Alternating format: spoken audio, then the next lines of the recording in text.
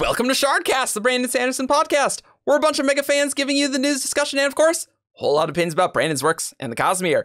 I'm Eric, and joining me is Grace. Hey, I'm Gator Girl. Great. Also joining us is Evgeni.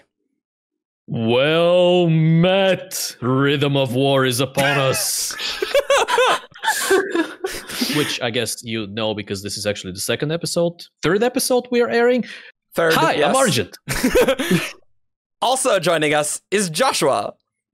Hi, I'm jofwu, apparently, according to Michael Whalen. Michael Kramer. Yes, everyone thinks that. Everyone reads it as jofwu, not jofwa. It's canonical now, but Brandon, I'm going to insist that you can say it how you want. Wait, how did he say my name? Was it? Oh, I don't know French. I don't know. Argent. Yeah. Oh no, it killed me when I listened to it. Wait, did he actually pronounce it French? Yeah, he did. Wow. Oh, wow, that's crazy. It's fantastic. So audiobook listeners, okay? So that person from the acknowledgement, that's me. You can find some of our names in the acknowledgements. Also joining us is Ben. Hey, I have a show and tell. You're in a new background that doesn't look like you haven't taped up a curtain that's behind you, so that the production quality is better. Granted, guys, Discord, if you're watching this on video, Discord has decided that randomly it will make people pixely upon command and sometimes drop frames. I don't know. Nothing's different. I closed a bunch of tabs. My computer's fine. And my download's fine, so I don't know. But anyway, tell us what... So it's not like we have a lot to talk about with Rhythm of War or anything, so might as well pad some time, right? So I commissioned Mr. Geordie Rapture art on Instagram. Yes, and this is my wife as a Mistborn. Oh wow, that's super cool. It would be cooler if it wasn't pixely and you didn't drop so many frames, but yeah. I can send it. You can edit it in what it looks like. Yeah, it was going to be a Christmas present. I'm not going to. But I got. It was supposed to be a Christmas present, but I got too excited and I just showed it when it turned up. Yeah, no, that's understandable. That was worth the show and tell. I'm Chaos, and Rhythm of War is out. We have a lot to talk about. Earlier this week, our first part of Rhythm of War reactions should have come out. And so this is our part 2 of reactions, and I imagine it will just be as quick and fast as the previous one. So quick and fast. Yeah, we kind of have a lot to talk about with this book. So let's just get right on into it. And I already blabbed some about my thoughts last time, but I want to know people's overall summary of the book. You know, I want to make sure all our Shardcasters get a chance to say things. We'll also get Fel and Paleo on their own show, so we'll have their reactions too. We got everyone. Everyone's involved. So, Grace, overall summary, Rhythm of War. What did you think? So I loved it. I finished it as of this recording. I finished it like 2 or 3 days ago. Depends on if you count 6 a.m. as 2 or 3 days ago. Yes, I read it like 36 hours over 2 days, so which is very fast. Still thinking it a bit, yes. Sorry, I don't mean to interrupt, but I did kind of forget Rhythm of War spoilers, but that was not obvious. Sorry. We should probably say that. And I feel like if you want to put spoilers in the overall summary, that's fine, right? We have a spoiler-free review if you want a spoiler-free thing. Okay. And also Cosmere spoilers. There will be Cosmere spoilers too. So yeah. So just wanted to say that. Probably not Dawnshard stuff. Yeah, it was, so I think it was normally in Stormlight on my first reread, there's like at least one character's arc where I'm kind of like, this is good, but like I kind of want to get through this to get back to the other characters. And like, I don't really think for the most part there was anything like that in this book. Maybe a little bit in part 5, but for the most part, I loved it. Awesome. Evgeni, what did you think? Book was all right. So, Joff, what did you think? Right, moving on. No, it was fantastic book. I think I think this is now my favorite Stormlight book. Ooh, all right. We should definitely rate ours. It is so big, right? It is just, I mean, yes, physically, but also the implications. Like this is the book where I feel like with Oathbringer, Brandon just kind of opened the Cosmere window a little bit, and we saw a little bit of light just seeping in, and now this is Brandon just kicking the door down, and he's like, hey, what up? Also, Nauthis, Scadrial, Shards, Harmony, Hoyd, Wit, New Odium, explosions, right? Spoilers, BTW. Yeah. And even with all of the, like, anyone who's ever spoken with me about Cosmere stuff or Brandon stuff or Shardcast stuff knows that I'm so big into like theory and Cosmere and all of this stuff. And so that alone would have been enough to make this a fantastic book for me. But also the emotion, just the character arcs and stuff, so powerful, so great. Like the all of the Kaladin stuff, the culmination with Adlin, Shallan, but like the just the sheer how unsettling the epilogue was. So this is the book where emotion played a very key role, I think, for everyone. I believe you said you cried, which has not happened before for the book. That is in fact true. Yeah. So like we're not talking full on like sobbing and stuff like that, but like there were a few scenes where there were tears, like 2 tears. Yeah. And like the whole like where your body kind of shakes up a little bit when you were sobbing. Yeah. That happened a couple of times. Yeah. So that's a new experience for me. Thanks, Brandon. Well done, Brandon. You made Evgeni cry. I mean, I wanted to make a joke at how Brandon's good at making you cry at signings, but I don't know. That's not new. But in a book, that's new. Brandon. Josh, what'd you think? I think it might be my favorite Stormlight book as well. It's always one of those things you can't really tell until you've given a little bit of time and distance and it's true. Had a chance to process and reread it and compare it to the others more fairly maybe, but I absolutely loved it. I felt like it had the best pacing of a Stormlight book yet. There was never a portion of the book where I just felt like things really slowed down. And for Oathbringer, I felt like that happened in part 2. Way of Kings has a few segments of the book where things just kind of really slow down a little bit. And I don't know what it was, but that never happened to me in this book. I was constantly interested in what was going to happen next. I was interested in every character. The weakest part of the book for me was probably the flashbacks. Maybe Vinley with that to some extent. There was a lot there that was not new information necessarily, but I still enjoyed them. I still was interested in them for the most part. There was maybe 1 or 2 that I didn't care for. But that was it. Every single chapter of the book, I was there for it. Loved that. One thing I loved about Oathbringer is that it opened up the entire world, right? You get to Erytheru and now we're like politics all over the world, fighting all over the world. There's just so much brought into the story. We get to see the whole rest of the continent. And in this book, I expected more of that. It's titled Rhythm of War. I was thinking like we're going to be out like having battles like all over the place. True. Yeah. Me too. And it didn't. It pulled the whole focus of the story in very tight. It was very character focused, right? It was about Kaladin, Navani, Shallan and Adolin, Vinley. And I thought I was going to be frustrated by that about halfway through, but by the end, I was totally convinced it was the right call for Brandon to make. And I agree with Evgeni heavily. Is probably the most emotional book. I don't know that it necessarily hit the single most emotional moment for me, but overall, just my emotions were high constantly through the book for me. That was fantastic. So cool. Ben. I agree with jofwu about how I can't say it's like my favorite or not my favorite because I don't want to put a bit of time and distance between it. Just because I did really like the book, but I found part 3 and 4 slow down a bit, and I did my reading slow down. But with without a doubt, this is the best part 5 of any of the books. This book has the best climax of any.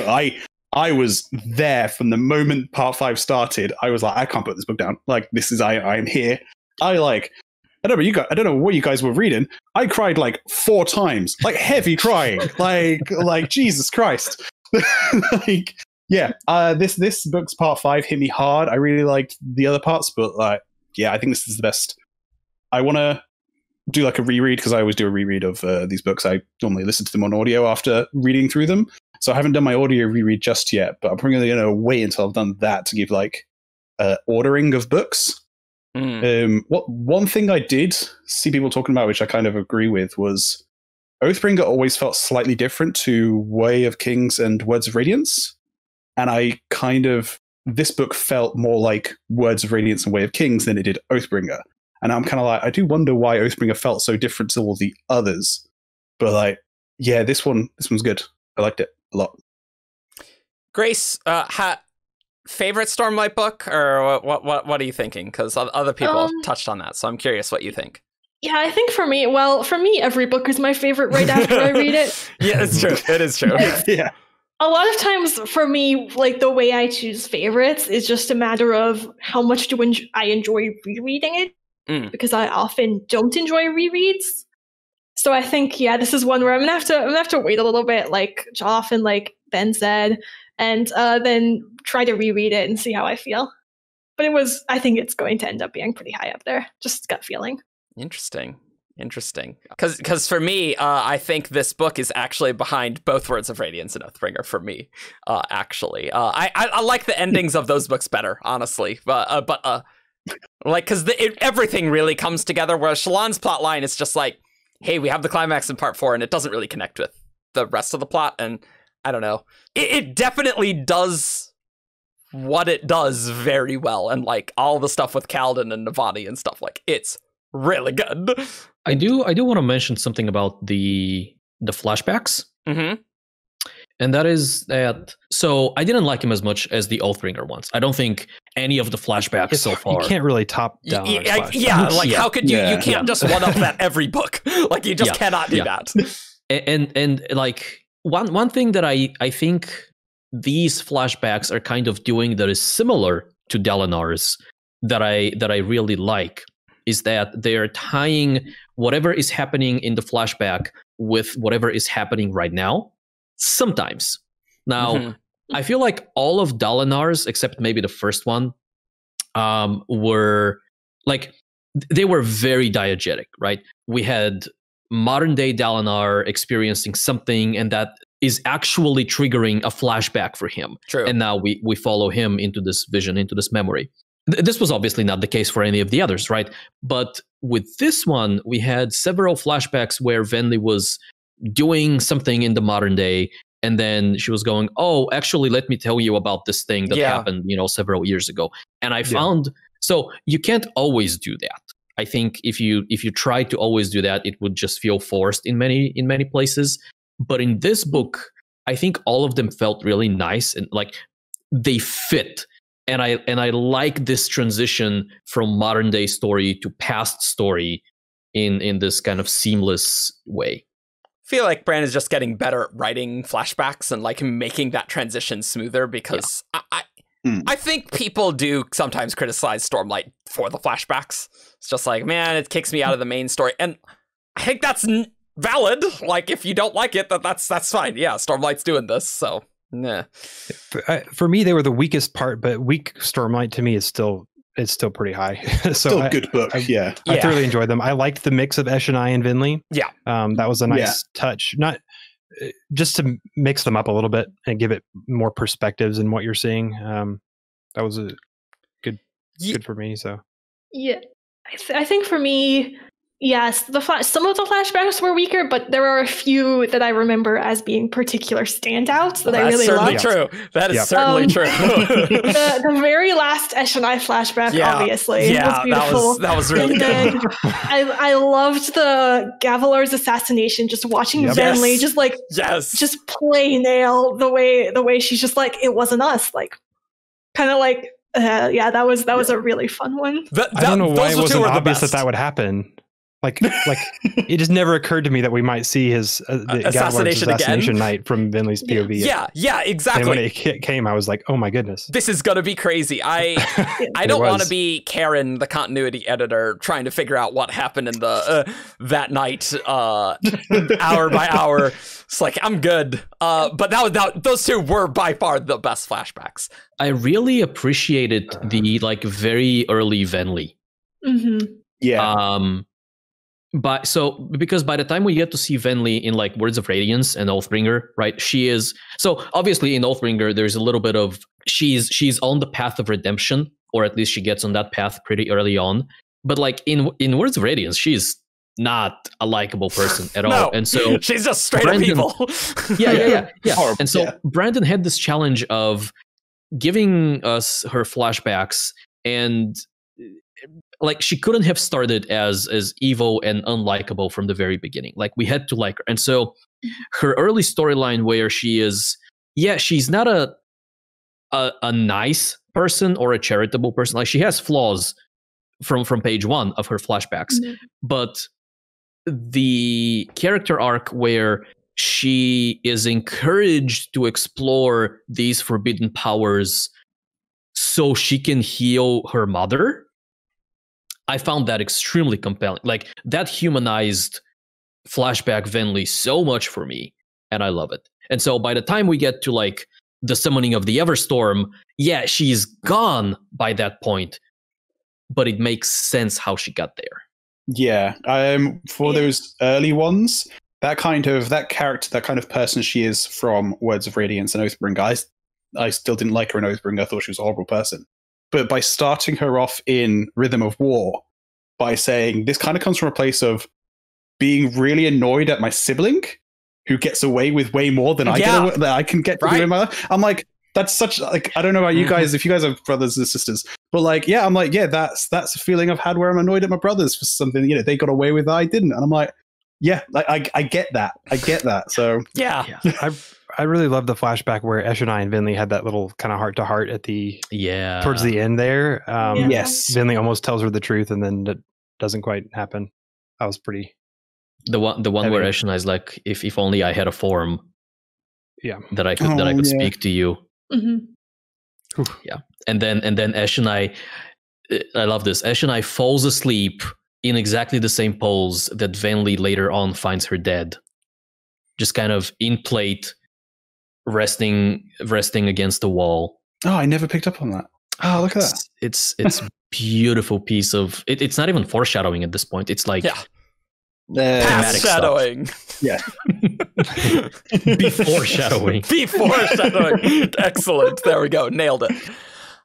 One thing, Brandon's been posting a lot of YouTube videos this first week of release. Of course, this is airing the second week of release, but we're recording this the first weekend after. But Brandon was talking with his editorial team about Rhythm of War, and I highly recommend that you listen to that because that was very interesting.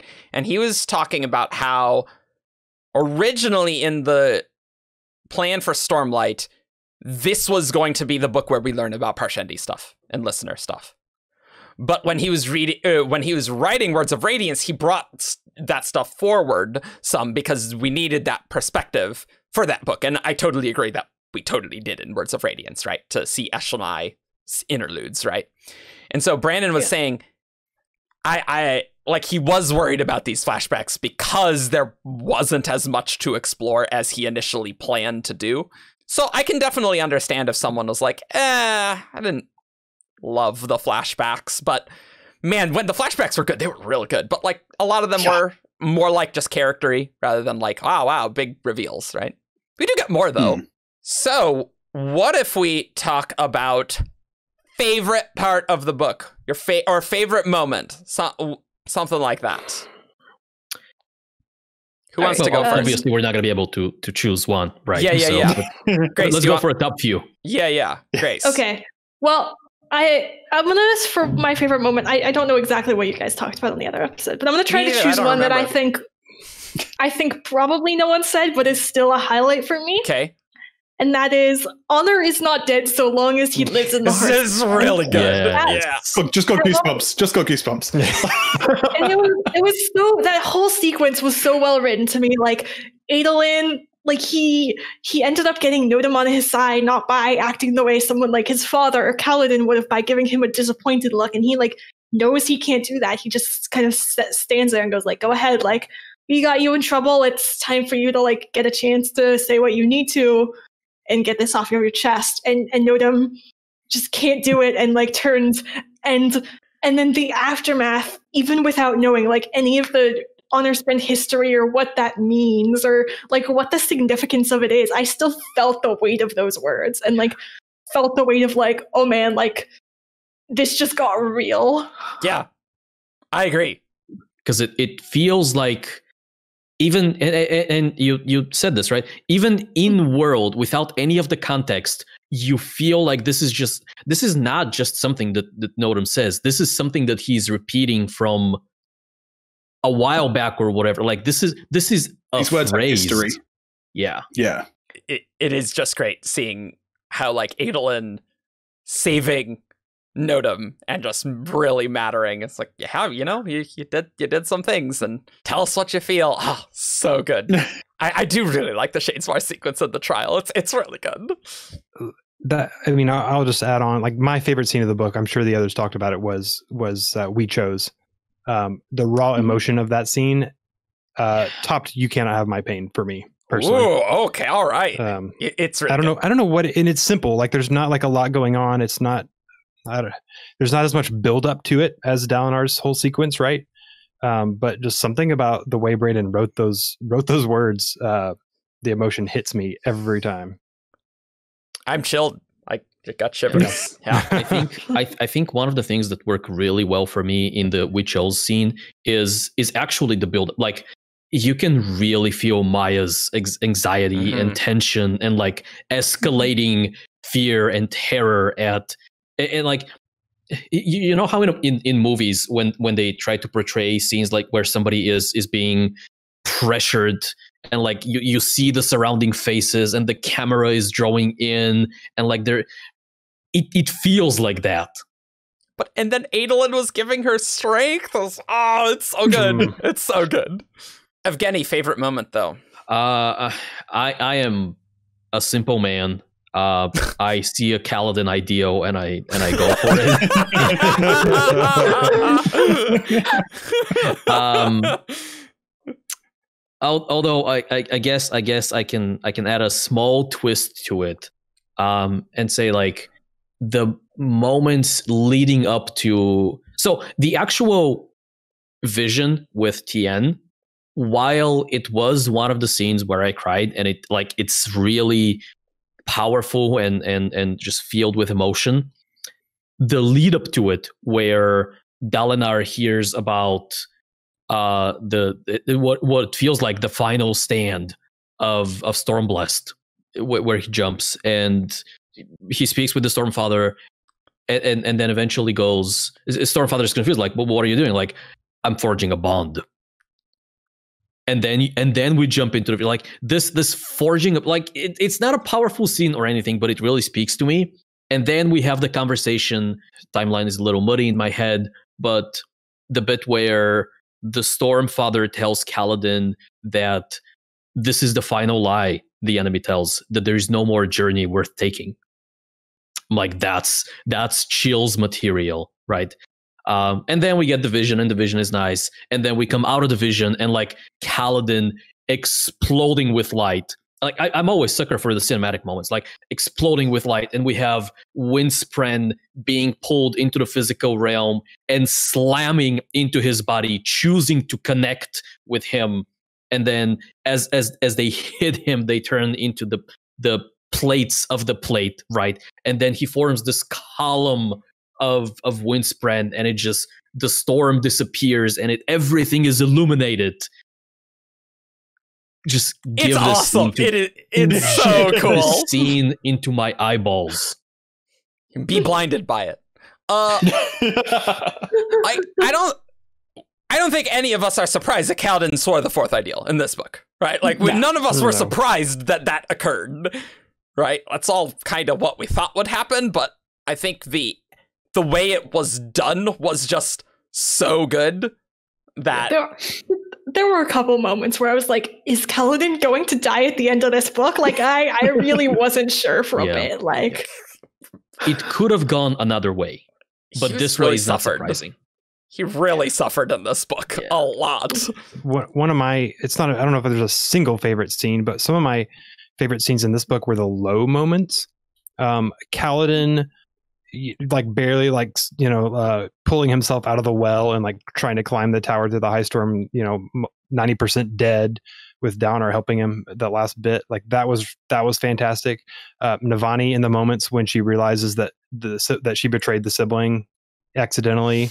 The scenes where when she creates the anti-light and Rabonio like takes it to go off and kill people and she realizes the mistake that she's made. Like some of the low moments the characters deal with in this book were my absolute favorite. I don't know. I just felt really gripped by those moments. Like Kaladin in the weird Braze vision that Hoyd joins is like, yes. Oh, you feel just the pain. And then Hoyd's like, look, things will get better. You will be warm again. I was like, I'm getting chills, literal chills. Just remembering that because Kaladin's depression really spoke to me in this book. This finally matches my depression, which Kaladin really had not done before. So it really fits, and so it's really nice. It's like, hey, if you're depressed, things will get better. Might not be for a while, but it will eventually. Not until part 5. Not until part 5. Yeah. Ben. I was going to say 2, but I'm going to add Dragon and the Dog as a third because you just reminded me of it. It's really good. I think it's the best Hoyd story. I really like. Oh my god, the woman with red scarves. Get it looked up. Look up. So I used to really like that one, but I think this is by far his best one. But my 2 moments that I have that I couldn't pick from is the one where it's very on me, that the last Eshonai's last flight. I knew that would get you. This is the whole time. We all knew. Everyone knows. I'm like, 30 people in the Discord have also said, Ben, it's like this chapter was written for you. And I'm like, I know. I don't know. I know it's narcissistic to think of it that way, but like, I cried too, Ben. I cried too. Good. It was like this lovely little gift at the end of the book, being like his one last Eshonai, and it's just the most beautiful thing she could possibly have gotten. My other favorite moment, which is kind of almost like when I think of this book, I'm probably going to think of this moment more than any others, where it's the beginning of part 5. And I was really worried that you were going to steal it, Evgeni.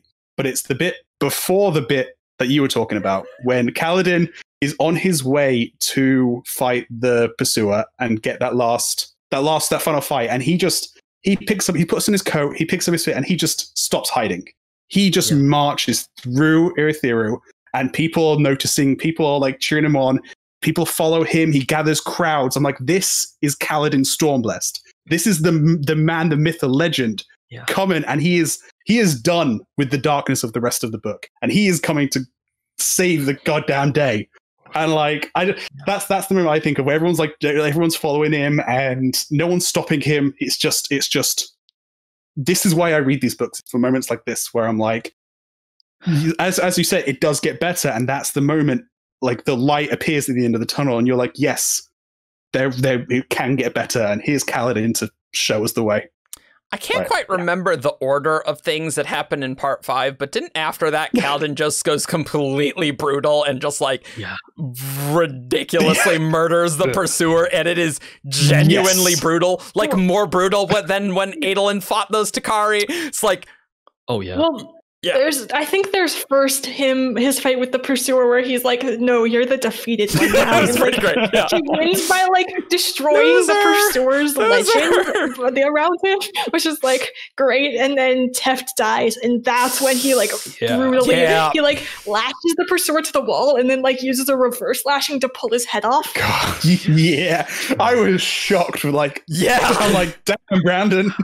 I have 2 small scenes that are tangential to this that I really love. And so one of them is, yes, the fact that like Kaladin is completely broken and Moash, Vyre, has told the fused, don't touch him. If you touch him, he will awaken to vengeance. And then the pursuer goes, screw that, attacks Kaladin, and Kaladin destroys him. Like, he ends this man's entire career so hard. And so, but that is not the scene. The scene is later on when one of the other fused just tries to run from this monster that is Kaladin right now. And is with Lirin, and Kaladin gives pursuit with the Fabrial. There's a brief moment where there's another fused, I think a heavenly one, that stands in Kaladin's way, and like we don't get the description of the fight at all. We just have Kaladin approaching this fuse, and the next line is like he left the fuse behind broken. Oh really? Oh man, I don't remember that at all. Yeah, like that was so good. And then also adjacent to that scene, when Venli finally reveals herself to Leshwi, and like one of the very first things Leshwi does is like she is so happy. Like, have they returned to us? Have they forgiven us? Ask your friend, please. Rhea. Does she know another friend called Rhea? But Rhea's dead because of the recreants. Oh, yeah, I know. That moment gets, It was like, in my 10 crazy moments. I love it. I can feel Leshwi's emotion in there. It is so powerful. Especially because that was like 7,000 years ago or something. It's like, geez, no crap. That would be an emotional moment. On the topic of brutal fights and people losing their heads, that Adolin fight, he just decapitates a dude in the first like 2 seconds. It's like, you thought this was gonna be a normal fight? No. Adolin's just like, no, you guys are screwed. That fight was so brutal and intense for me because like the part 2 of Shadesmar's sequence, there wasn't like a lot of like actual danger until that moment. But then it's like, oh man, Adolin doesn't have his blade, doesn't have his plate. It's like, he could very easily die right there and fighting all of them. And then Maya comes, so good. But then it turns out he does have his blade. Yeah, he does have his blade. That's right. That's right. Yeah, that fight scene was. There's a problem when you have fight scenes with like main characters in books where it's kind of like you know main character's going to get out of this fight. Yeah. And I think Brandon did such a good job of like making me legitimately fear for Adolin in that fight. Like I was legitimately like, I didn't think he was going to die, but like he come out maimed. Yeah, right. Exactly. Yeah, I'm like, I was seriously worried about him, and I was like, this is part 2 of a book. Adolin's obviously not going to die, but like in my head, I'm like, but what if he did that? And so, like, at the end of Oathbringer, you see all these people becoming Knights Radiant, right? And they're coming out in the open. You're seeing all these powers, and it's easy in that moment, I think, to like almost feel like they're overpowered. Like how is it going to be a challenge for these people to fight moving forward after that? Yeah. And I thought Brandon did a fantastic job in this book of just creating situations where you still worry about them. Like that scene, you're worried for Adolin, but then also like all the Radiants, like they're in Shadesmar and they don't have any easy access to Stormlight. You know, nobody can just walk up and heal him afterwards. None of the Radiants, like all the Radiants are in danger, right? Because they have no Stormlight to just heal. And then in the tower, right, you see this, it was a creative idea to, have this whole suppression Fabrial concept where, everybody in this area now, suddenly they don't have their powers, but the bad guys do. I just thought it was really creative work on Brandon's part to create these situations where you're still afraid for these characters, even though you thought that they were, superheroes. And then he finds creative ways to take that away. I remember the first fight with the pursuer back when he felt like a legitimate threat. And he teleports behind Kaladin as Kaladin's flying. He's got all of his Stormlight. He's Kaladin Stormblessed at his peak, and he's just like, he grabs the back of him and he just starts stabbing the base of his neck. And I was like, and Kaladin can't breathe anymore because like his body is being paralyzed. Yeah, right. I was like, that's a really creative way of making it, even though it's Kaladin at his height. I'm like, oh damn, that's a really effective tactic against fully powered Radiants. And Because at the beginning of the book, our characters are just being badasses, right? And Dalnar's like, hey, you need more Stormlight? I got Stormlight. That's how Dalnar talks, actually. I don't know if you know. That's how the audiobook pronounces everything Dalnar says. He sounds like a guy from Brooklyn. You cannot have my pain! Hey. Wow. There you go. Actively ruining these books for me right now. Hey, it's better than that voice acting that I did on the Keeping Up with the Colons when I was narrating Dalnar, where like my Dalnar voice changed everything. At least this is a voice, and it's a consistent voice. but there's it's just ridiculous. It's like, hey, you have infinite Stormlight. Like, how could we be in danger? And so Brandon did do a good job. And I don't know about you, I'm kind of worried about book 5 things, even though our Radiants are really powerful with Kaladin having plate. Oh, by the way, plate is ridiculously overpowered. Living plate. We haven't even seen Radiant's full forms of just like, yeah, hey, what's up? I just can protect everyone now, kind of.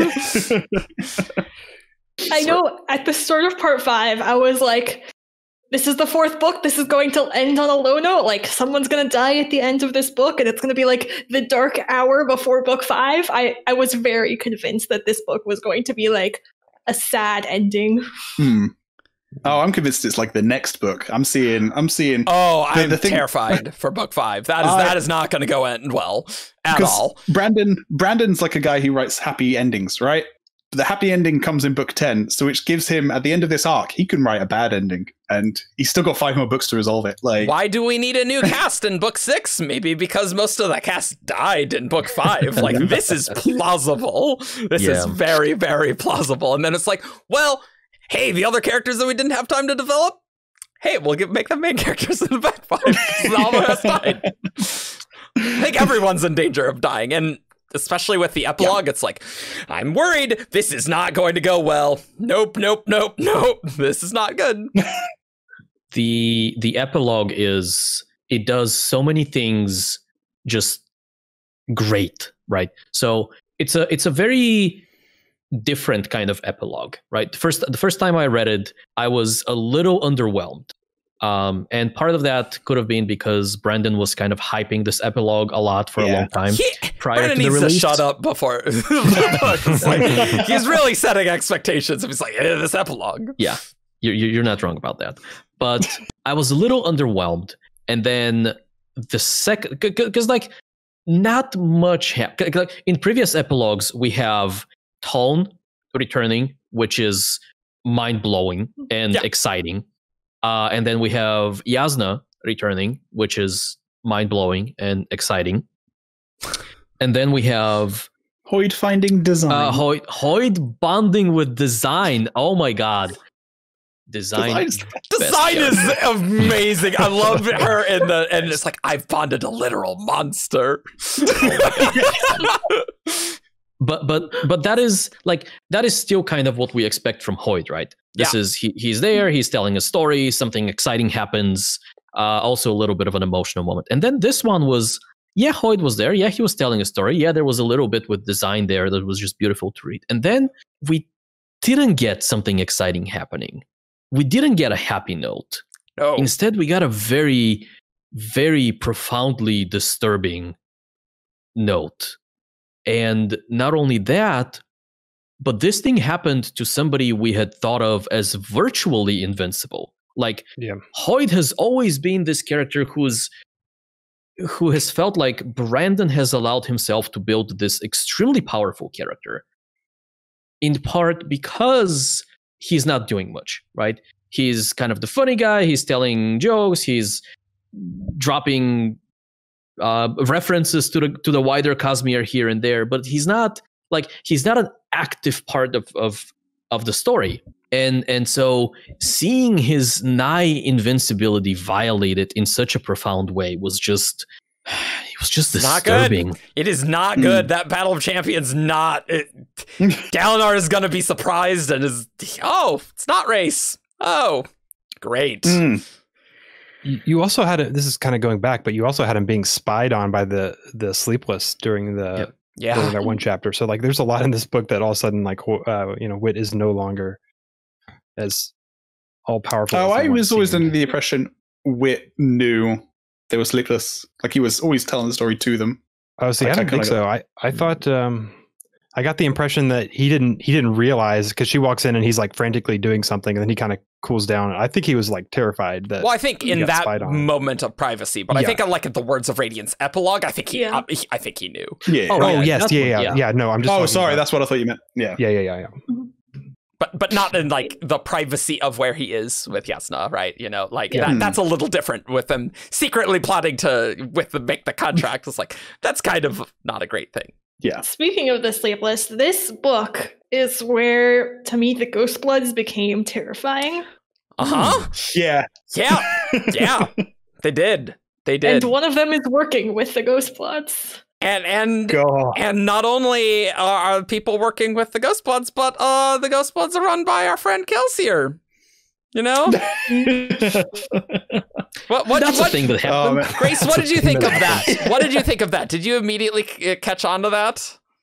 Yeah, I wasn't surprised. I think I knew the theory about Thaddeus being Kelsier, and then there was the earlier line from Maze about like, my boss has like a similar affliction and wants Yeah. to avoid Harold Mattis. And I was kind of like, okay, like either this is Kelsier or this is like some random returned or something like that. Okay, sure. And I was like, so once the Lord of Scars came up, I was like, yep, that tracks.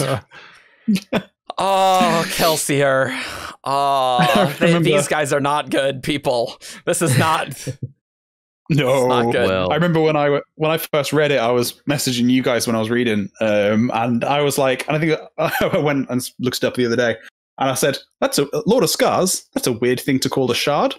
And you guys were like, "Ben, think about it." I'm like, Yeah. I mean, I didn't get it in my first read either because, like, my brain is not functioning at the end of part 5. It's like, oh my god, Yeah. Race died. What the hell, man? And I'm like, I'm like just not processing words appropriately. And it's like when you think about it, it's like, oh right, Lord, yeah, okay, right, got it.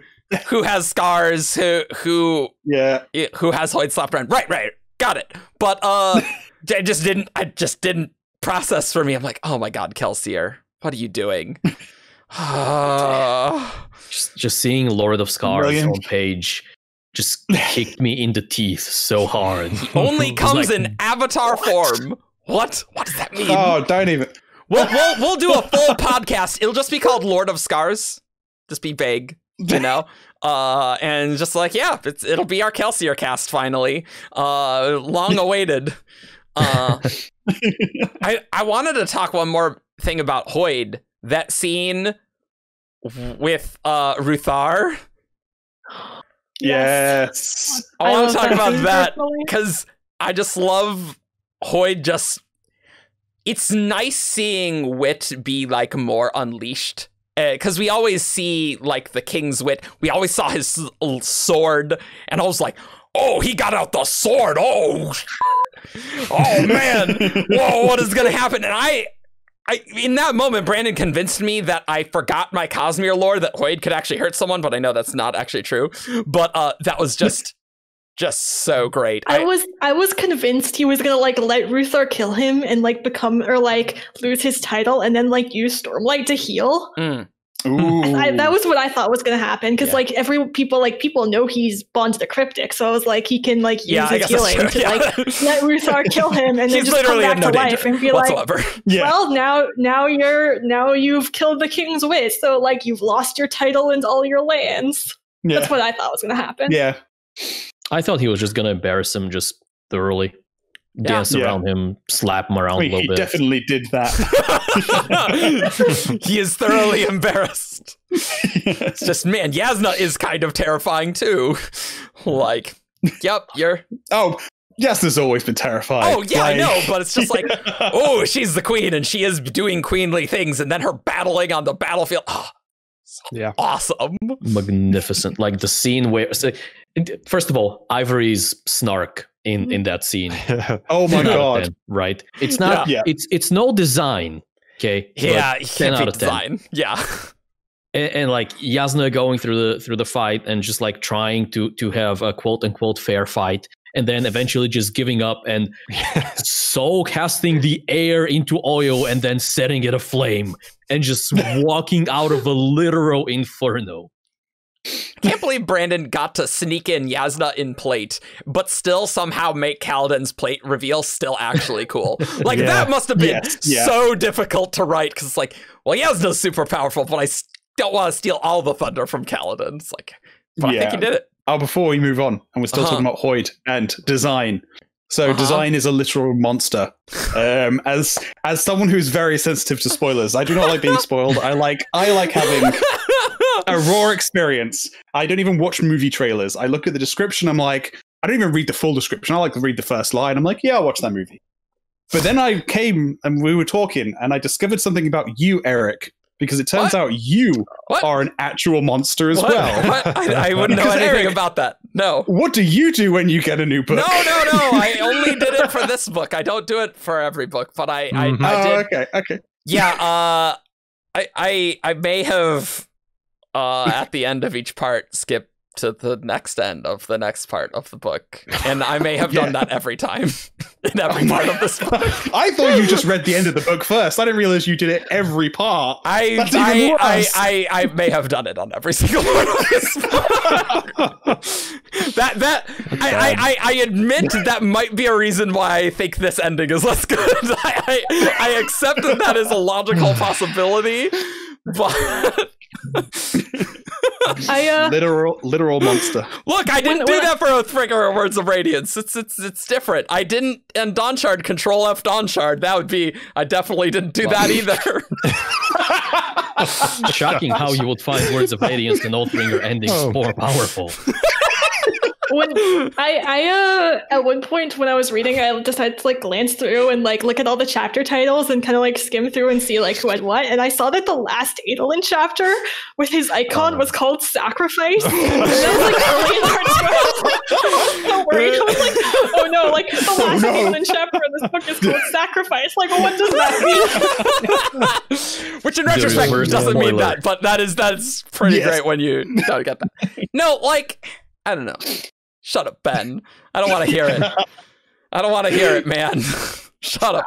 Shut your face. What was your least favorite part of the book? Right? If we went on, look, this podcast, we are not going to have many rails on this. We're just talking about what we talk about, but least favorite part of the book. So I think for me, by the end of it, I was sold on it, but at first, when Dalinar first made the decision to go see Ishar, and we were like cutting back to him from the Erythru fight, I was like, why are we going on a field trip to Tukar? Like, Ishar's not going to be able to help you, Dalinar. Like, he's insane. Why are we doing this? By the end of it, by the time we like saw Ishar and like we had the fight and we saw the experiments, I was like, okay, like this is cool. I'm glad we got to see this. I am very disturbed, but at least at first, I was a little bit like, I just don't care about this field trip. We're doing something totally different. And yes, Ishar, he will help. He's very sensible. Insane. They do get the insanity though of Ishar down really well. Like, what? Ishar, you are just totally crazy. More than the other Radiants. Like, I've never felt Ash is that far gone. I know she's got like her destroying images of herself thing, but I'm like, Talon is just broken. Kalek was pretty crazy. But Ishar is bonkers. Ishar was just in another world.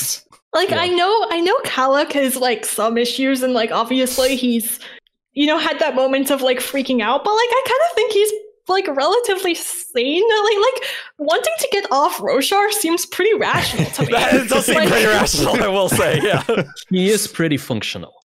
Yeah. I do love though Kalak and the Honor Sprite are just like kind of suffering him. It's like, yeah, okay. Like, we respect you technically, but it's just like, yeah, I don't care what you guys think. We're just gonna do this. So it's just, Adolin makes a good point. Oh, just the best judge in the trial.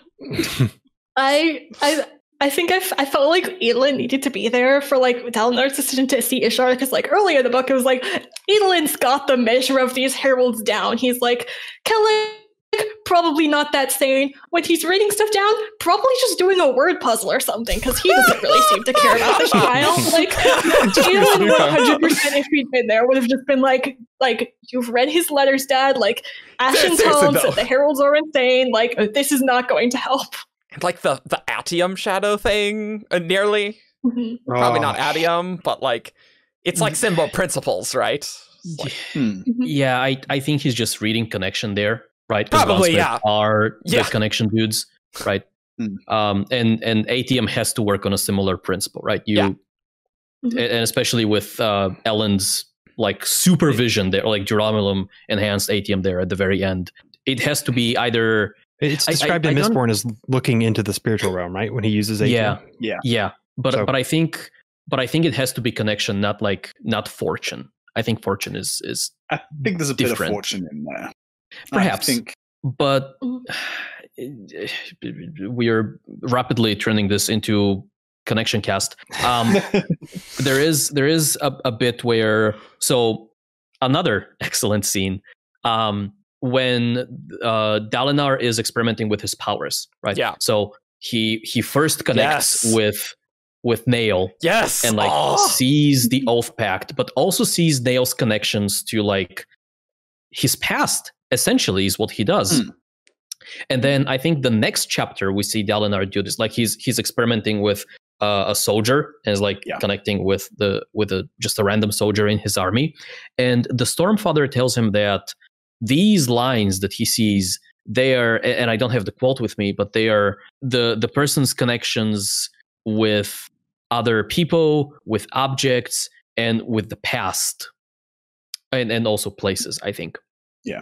And so the fact that connections, connect you to the past, I think there's an implication there that they can also connect you to the future, because spiritual realm, time, mumbo jumbo, and things like that. So I wonder if connecting to someone's future, like that is what fortune is. Like capital C connecting with the future is like maybe. Well, it is a separate spiritual attribute, fortune is. Which is why it has to be. But aren't they all connected? But aren't all the spiritual attributes one in the spiritual realm, Argent? Oh no! Just make sure you intend to command something before you. Hey! Don't you dare! All the words. We're not going there. We're just saying.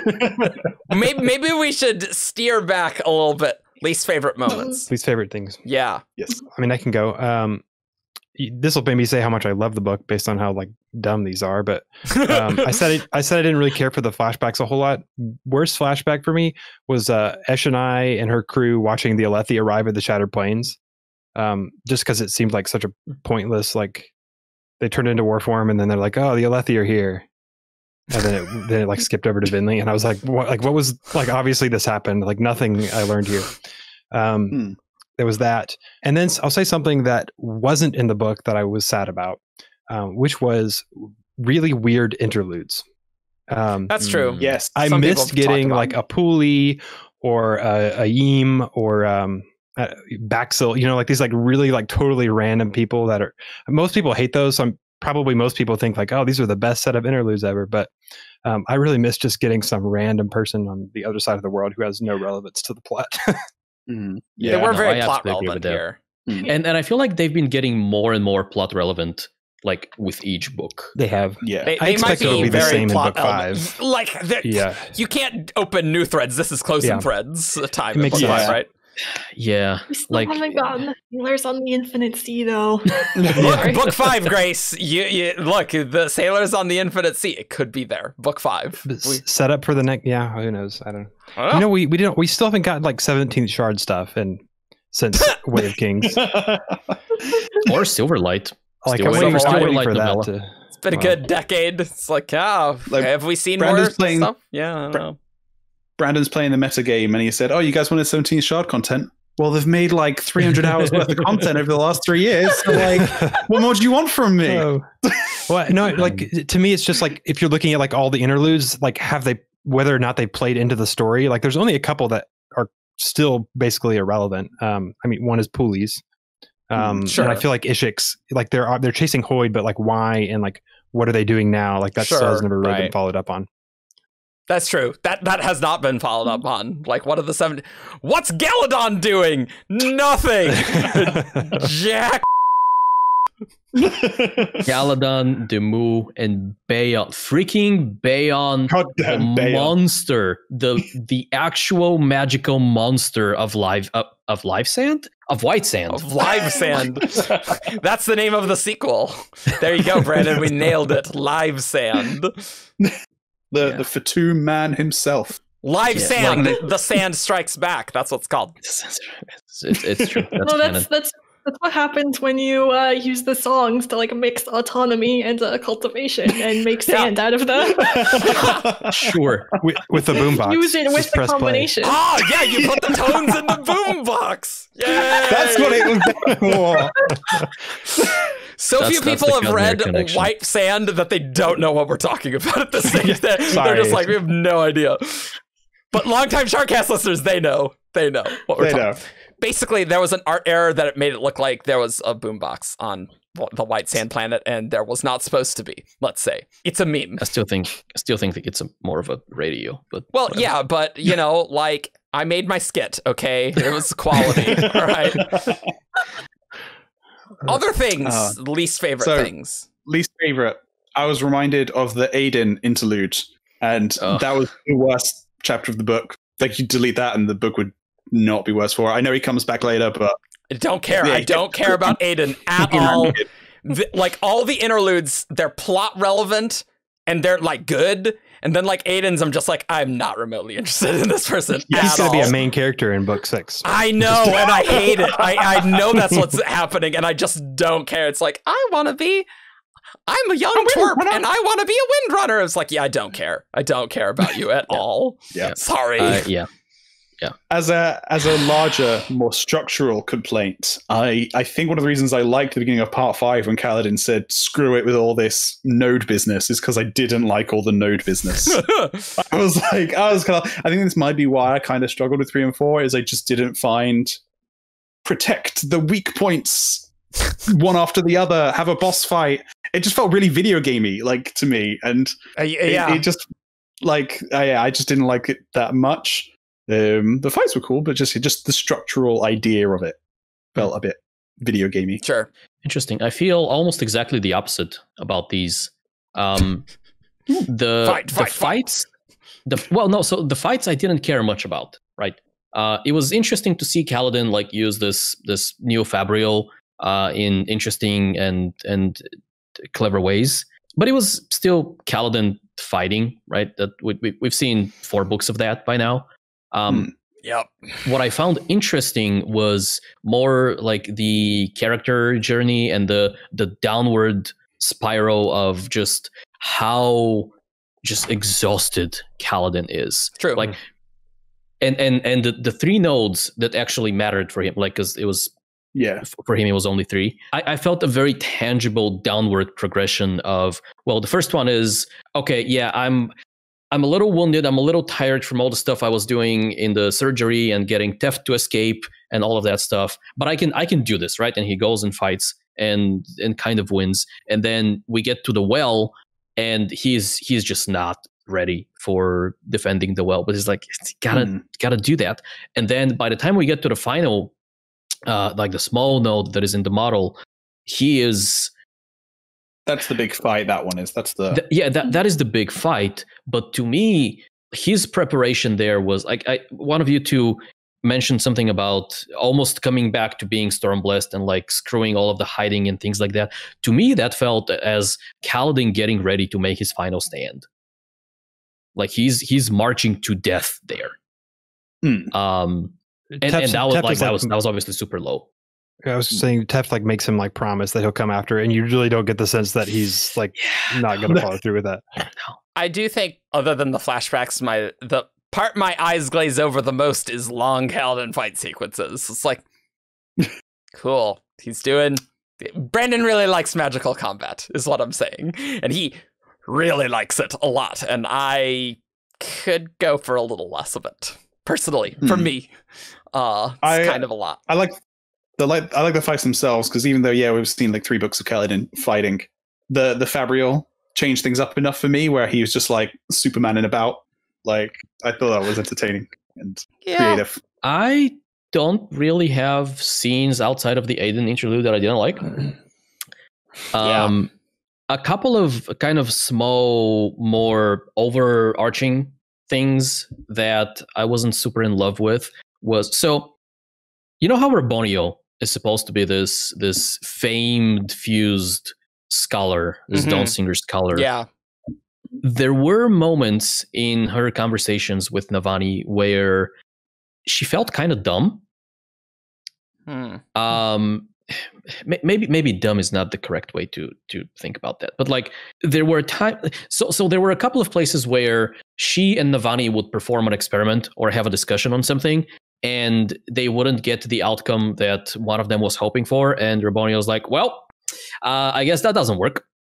And like, this is not science, right? The soul of science is you try something and you try something, like the part where Navani was trying to merge Stormlight and Voidlight, and she had like a list of experiments prepared, and she was trying this and she was trying that, and was like, and even at the end of that, after she had performed like half a dozen experiments, she was like, okay, well, that sucks.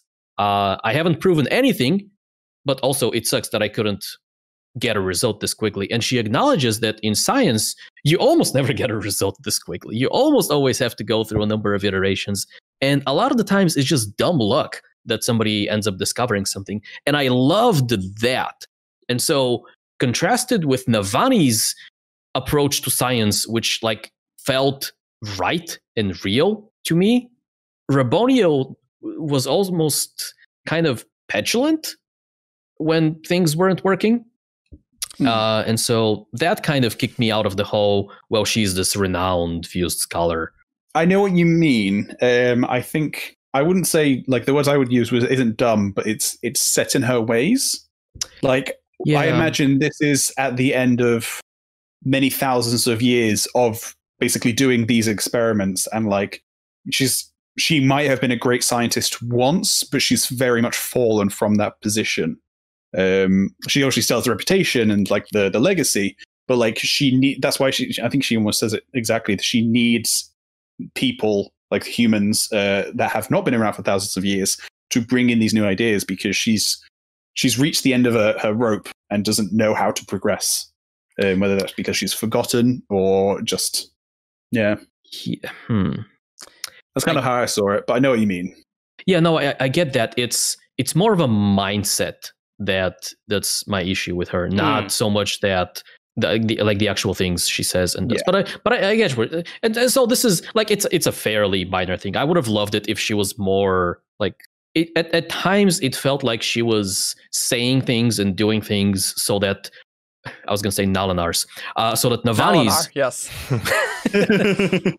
so that Navani's approach to science would kind of shine even more, which I mean, it was fine. But I think this is also like getting into even just that scene with the 9 where it's like, wow, humans have done a lot of stuff, and we're kind of set in what we're doing. And the Fused also don't have the same scientific rigor that like was developed. Like they never really had 4,500 years to, deal with that, right?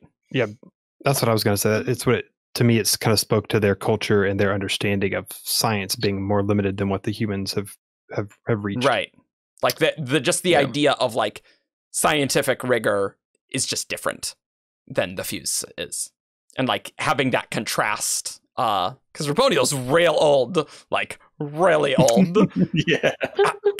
I love that this is not super related, but one of my favorite lines in the book is when Rabonio talks about her grandmother, I think, right? Yeah. When it's like, I wasn't there when the humans were there, but when they came, she thought their skin was ash because they were burnt. I was like, holy crap! Whoa! These dudes had fire at their heels. Wow! Holy crap! Which definitely brings a new meaning to the Voidbringer. They are a flame, like death rattles, right? Oh yeah. I don't know, like, wow, Raboniel's really, really old. Yeah. So that just hammers in. And like, there's several scenes in this book where you really get a perspective on how many years this war has been going on. Like, I love the one where we are reading Kalak's journal. Yeah. and he goes, oh, so the Fused have finally figured out how to trap us in gems. It only took them 7,000 years, which is a fantastic bit of snark, right? Kalak's sass is just great. But the very next epigraph from him is, oh, father, it's been 7,000 years. Yeah. It's like, it's been a while. This kind of hit me just now when you guys were talking about when Venli tells Aleshwi about the Spren coming back, and she's like, oh, do you know Rhea? And I'm like, can you imagine trying to remember someone's name for 7,000 years? I couldn't tell you who I've met 20 years ago. Yeah, I don't know, like, you know. Like, I don't know what the situation is with Leshwi and Rhea. Yeah. But if it is anything even remotely like a sort of Spren Bondy thing, I think you'd remember, especially if there was like something that went horribly wrong, that like just a really deep regret that maybe that's what turned them to odium, and they're like, whoa, like that would stick in your memory. I don't think Leshwi would remember what they ate for breakfast last week, though. Like, they're just like, this is totally irrelevant to anything. I do not need to keep this memory at all. I don't care. All right, Grace. Yes. What do you want to talk about now? Pick something. Okay. I don't know. We're just gonna be babbling, guys, today about Rhythm of War stuff because we get to talk about Rhythm of War, and that's great. Yeah. It's a new Stormlight. Sure. Let's do Ishar's experiments. Okay. All right. Yes. Sure.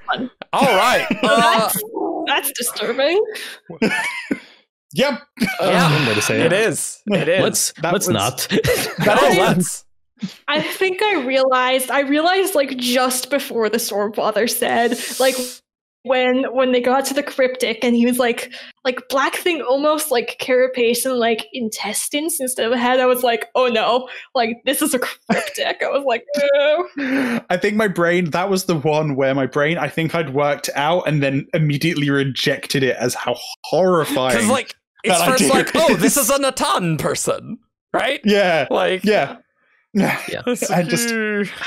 I did not catch on to this until the Stormfather made it clear. Like, and so crazy. Yeah. Like I was thinking some weird like singer hybrids with the carapace reference and things like that.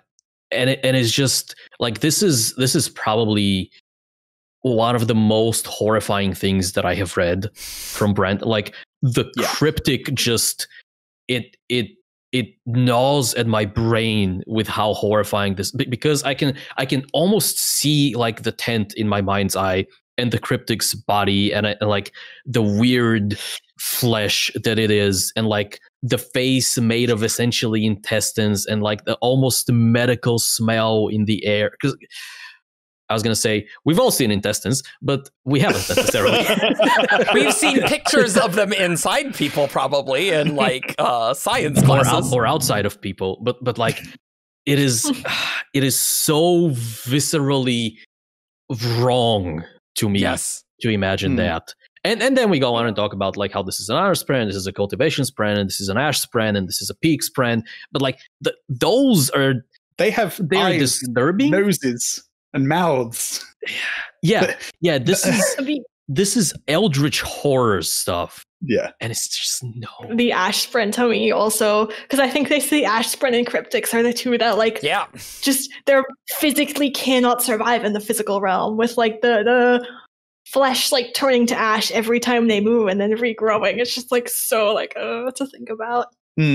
That's where my mind goes when I think about the cryptic, is what it must have been like for that cryptic to have lived, never had to breathe before, then suddenly you have lungs and no way of getting air to them because your head is just a big ball of flesh. But you've got those lungs, so you're just like, cool. I don't have eyes, I don't have ears, I don't have a mouth or nose. I can't. And then you're just dead because you couldn't survive. What is the purpose of any of this? Why is Ishar doing any of this? What? Okay. I have a theory. Would you like to hear mine? Okay. Sure. Your hot takes are never wrong, Ben. Except when this isn't a hot take. This one has evidence. I think this one is reasonable, actually. This one has evidence. So I believe one of the reasons that Kelsier struggled to hold preservation is because he was a cognitive shadow. And because he didn't have that link to the physical realm, he could never fully hold preservation. I think Ishar wants to hold honor, but knows he can't because of he's a cognitive shadow. And whilst he does have a physical body, it's not really a physical body. He's still just a cognitive shadow attached to a body in the physical realm. So I think he's trying to turn a cognitive entity that he is into an actual living being. And I think because he wants to do that to himself so that he can take up honor and become the thing he thinks he is. That's my theory. So I agree with the concept. Except that you're wrong. I don't agree with the reason for the concept. I think he wants to essentially find a way to yes, turn his soul into an actual physical body so he can leave Roshar. That's the other way I've seen it gone, is he wants to be human so he can just leave. And so he can be human. So he can be human, yeah. I guess I just don't understand why do you need to go through trying to bring cryptics into the physical realm? Because that doesn't really seem to... Like, it feels like there's more issues with that than to do what you're saying. Like, does that make sense? Like, that's why I don't get it, right? There's a bit of insanity in there. Of I know being he's like, crazy. I guess he's So insane. Yeah. No. I think this is one of the more sane things he's done. Actually, horrifying as it is. Also, it puts the other things he's done in perspective. Like. The experiments he's conducting are specifically on like the longevity of Spren being turned into physical beings, and like how their organs form and how they function and things like that. So obviously he's not going to experiment on himself or anything like that. Yeah. And he probably doesn't have the means to create a cognitive shadow bound to a body like himself. As much as he claims to be the Almighty and stuff like that. So the only subjects he can experiment on are Spren and like humanoid Spren.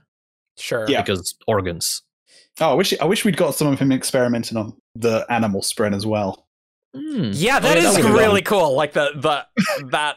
I reckon they could have. The some horse of them that could have worked. the honor Spren is riding. Yeah. The fancy horse. You would think that if he's just trying to do experiments with pulling cognitive things into the physical realm, that he would start with like not sapient Spren that are probably a lot easier to like capture and do that with, wouldn't you think? Unless there's like some kind of will, like. Well, he could be past that. Yeah, that's true. He's been at this for a long time. He's been on Roshar a long time. Gosh. But I mean, I don't think he's been doing the Spren experiments for like that long, right? Because otherwise the Stormfather probably would have realized it eventually. Or like the Spren would have or something. I don't know. When did he take control of Tukar? That is really unclear. Recent. I mean... Okay. I feel like it's super recent. We don't really know. It's just like there's a God King, there's Tezem, but we don't really know the political structure, even where the capital of Tukar is. I've looked at the maps. I would think that it would be like pretty notable if everybody was like, oh, by the way, the God King has been alive for the last 1,000 years. Yeah, like it's probably more recent. And I also feel like if he had been there for a long time, he would have like eventually taken over neighboring countries and stuff like that. And it was more like not 100 years, obviously, since he got the blade back, right? Because he got it from Zeth's dad. So yes, Naturo. Yeah, that must have been super recent. Yeah, I'm really it's so hard for me. Yeah, since Zeth became truthless, since he didn't know. Yeah, I'm really excited to see some Zeth flashbacks and Shin stuff, guys. I'm real excited. It's about freaking time and someone learning division. His entire family got given to the stone shamans, and they all hold honor blades. Like, what's going on with that? Yeah, like, what is going on with that? How do you get chosen for that gig? Like, what? He has a sister, I want to say. Yeah. I think. Yeah. I definitely remember a sibling. I don't remember that at all. Definitely a sibling, yeah. Huh. They said, like his other father, sister, and him all got like given to the stone shamans and all like had honor blades, I think was or were all wielding different ones. Like, did they all get declared truthless and then given honor blades and sent out with those stones?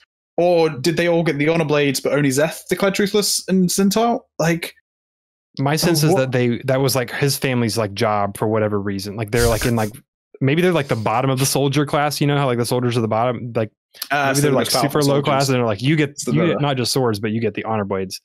Yeah, but they said Zeth said like I am so excited for Zeth flashbacks after this book. But like they said like his father was a shepherd, and like he was always told like creating is the most like is like the best thing you can do for the world, and then like. I don't know who would have given them to the stone shamans because it didn't seem like unless at some point between then and now like they became soldiers and slaves or whatever. But I don't know. It's just so weird. It's going to be use the honor blades to do like surges like for the sake of like farming or like soul casting to produce metal, regrowth to help farms. You know. What if it was so Zeth becomes truthless? But yeah, so back in the Way of Kings, I think somebody calls Zeth son Naturo. It may have been Taravangian, actually.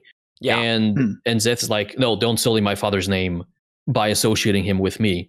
Yeah. And so I don't think the rest of Zeth's family were kind of brought as low as he was. But what could have happened was Zeth was made truthless, and the rest of his family was kind of not made slaves exactly, but like given this responsibility of doing stuff with the honor blades. Whatever it is. Maybe they're like their keepers or whatever.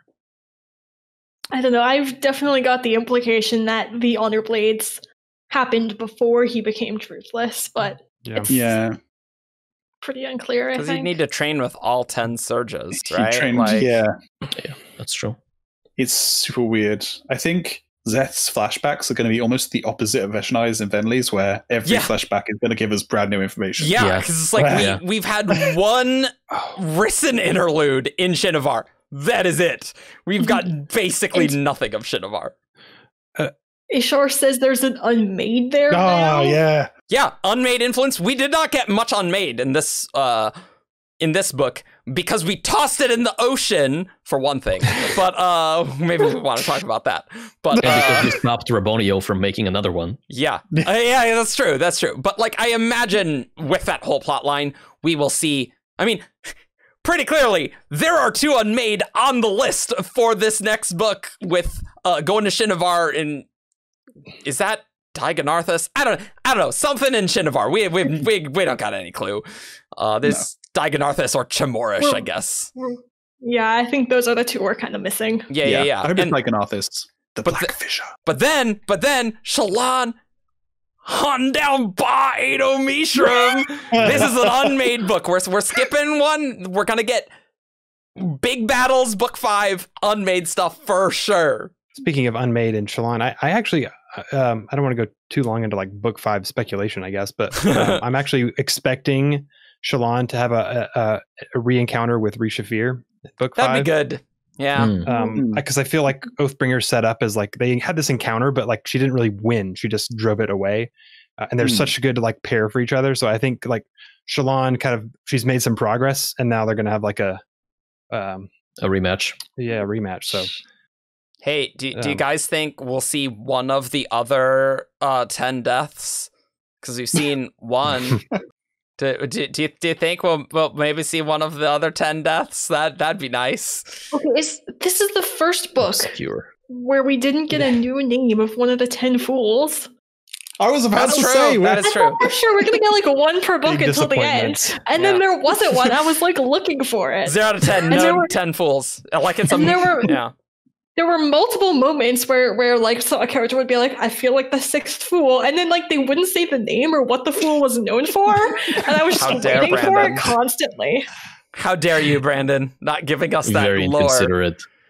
Why are there 10 deaths if Odium stuff's 9? I don't know.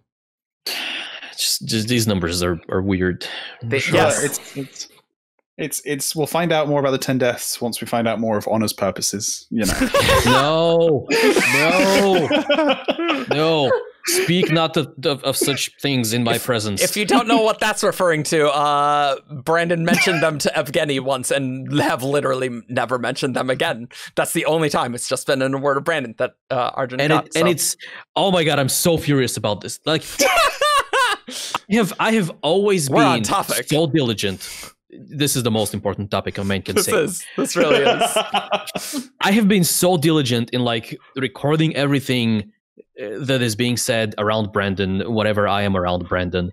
And that one signing where this was mentioned, my recorder or phone or whatever I was using at the time, for some reason, for the first like 10 minutes of the signing line was not recording. It was fine after that. But like in those 10 minutes were my questions. Oh, and you know how many minutes that is? 10. It was probably 9. It really was. Probably 9. Actually. Yeah. It's really the 10th minute was Honor's true minute. And so,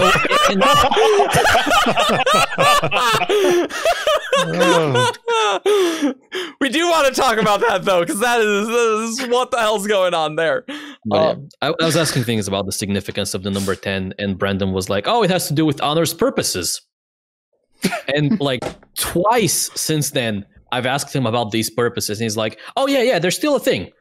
I'm not going to tell you anything about them, but they're still a thing." Can we talk about another thing that Brandon talked about in Words Brandon? Oh my God. Can we talk about this? You know? Yes. So if you're new to Shardcast, welcome. Hello. If you are new to Words of Brandon, shut up. So basically, people have been asking what was in Gavilar's black sphere that Gavilar gave Szeth for a very long time. So we know now. And so there were a few Words of Brandon that were around Oathbringer time, right? That's like, you'll know what it is after book 3. It is what the book implies it to be. Like around Oathbringer. And ladies and gentlemen, that was a lie. Yeah.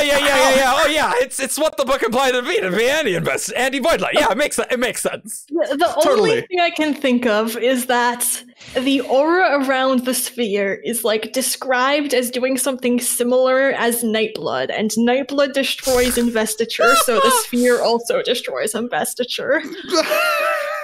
I would like to read a direct quote. Let's do it. That we have on audio. Oh, okay. I'm talking with Brandon about Awakening and Surge Binding and things like that. And our brief session ends with a conversation about the Black Sphere. Uh-huh. And there's something that Brandon doesn't answer. And his last line is, I'm just curious what the theories are after refusing to answer a question of mine. This is 2016? Book 3, 2015. 2015, okay. Book 3, the Black Sphere is, everyone who reads the books will know what the Black Sphere is by the end of book 3. And he said that to your face. We were in the city of Chicago on a firefight Saturday? Signing. Maybe he means void light, like it has light. Like it does. It does. It's it does technically have that. void light. Technically, it is a kind of investiture that is a light. Technically. Yeah. So what we're learning is, even though that we do talk about Words of Brandon, and we do go down deep rabbit holes regarding them, book canon trumps wob canon. Mm-hmm. Like Miss Bren.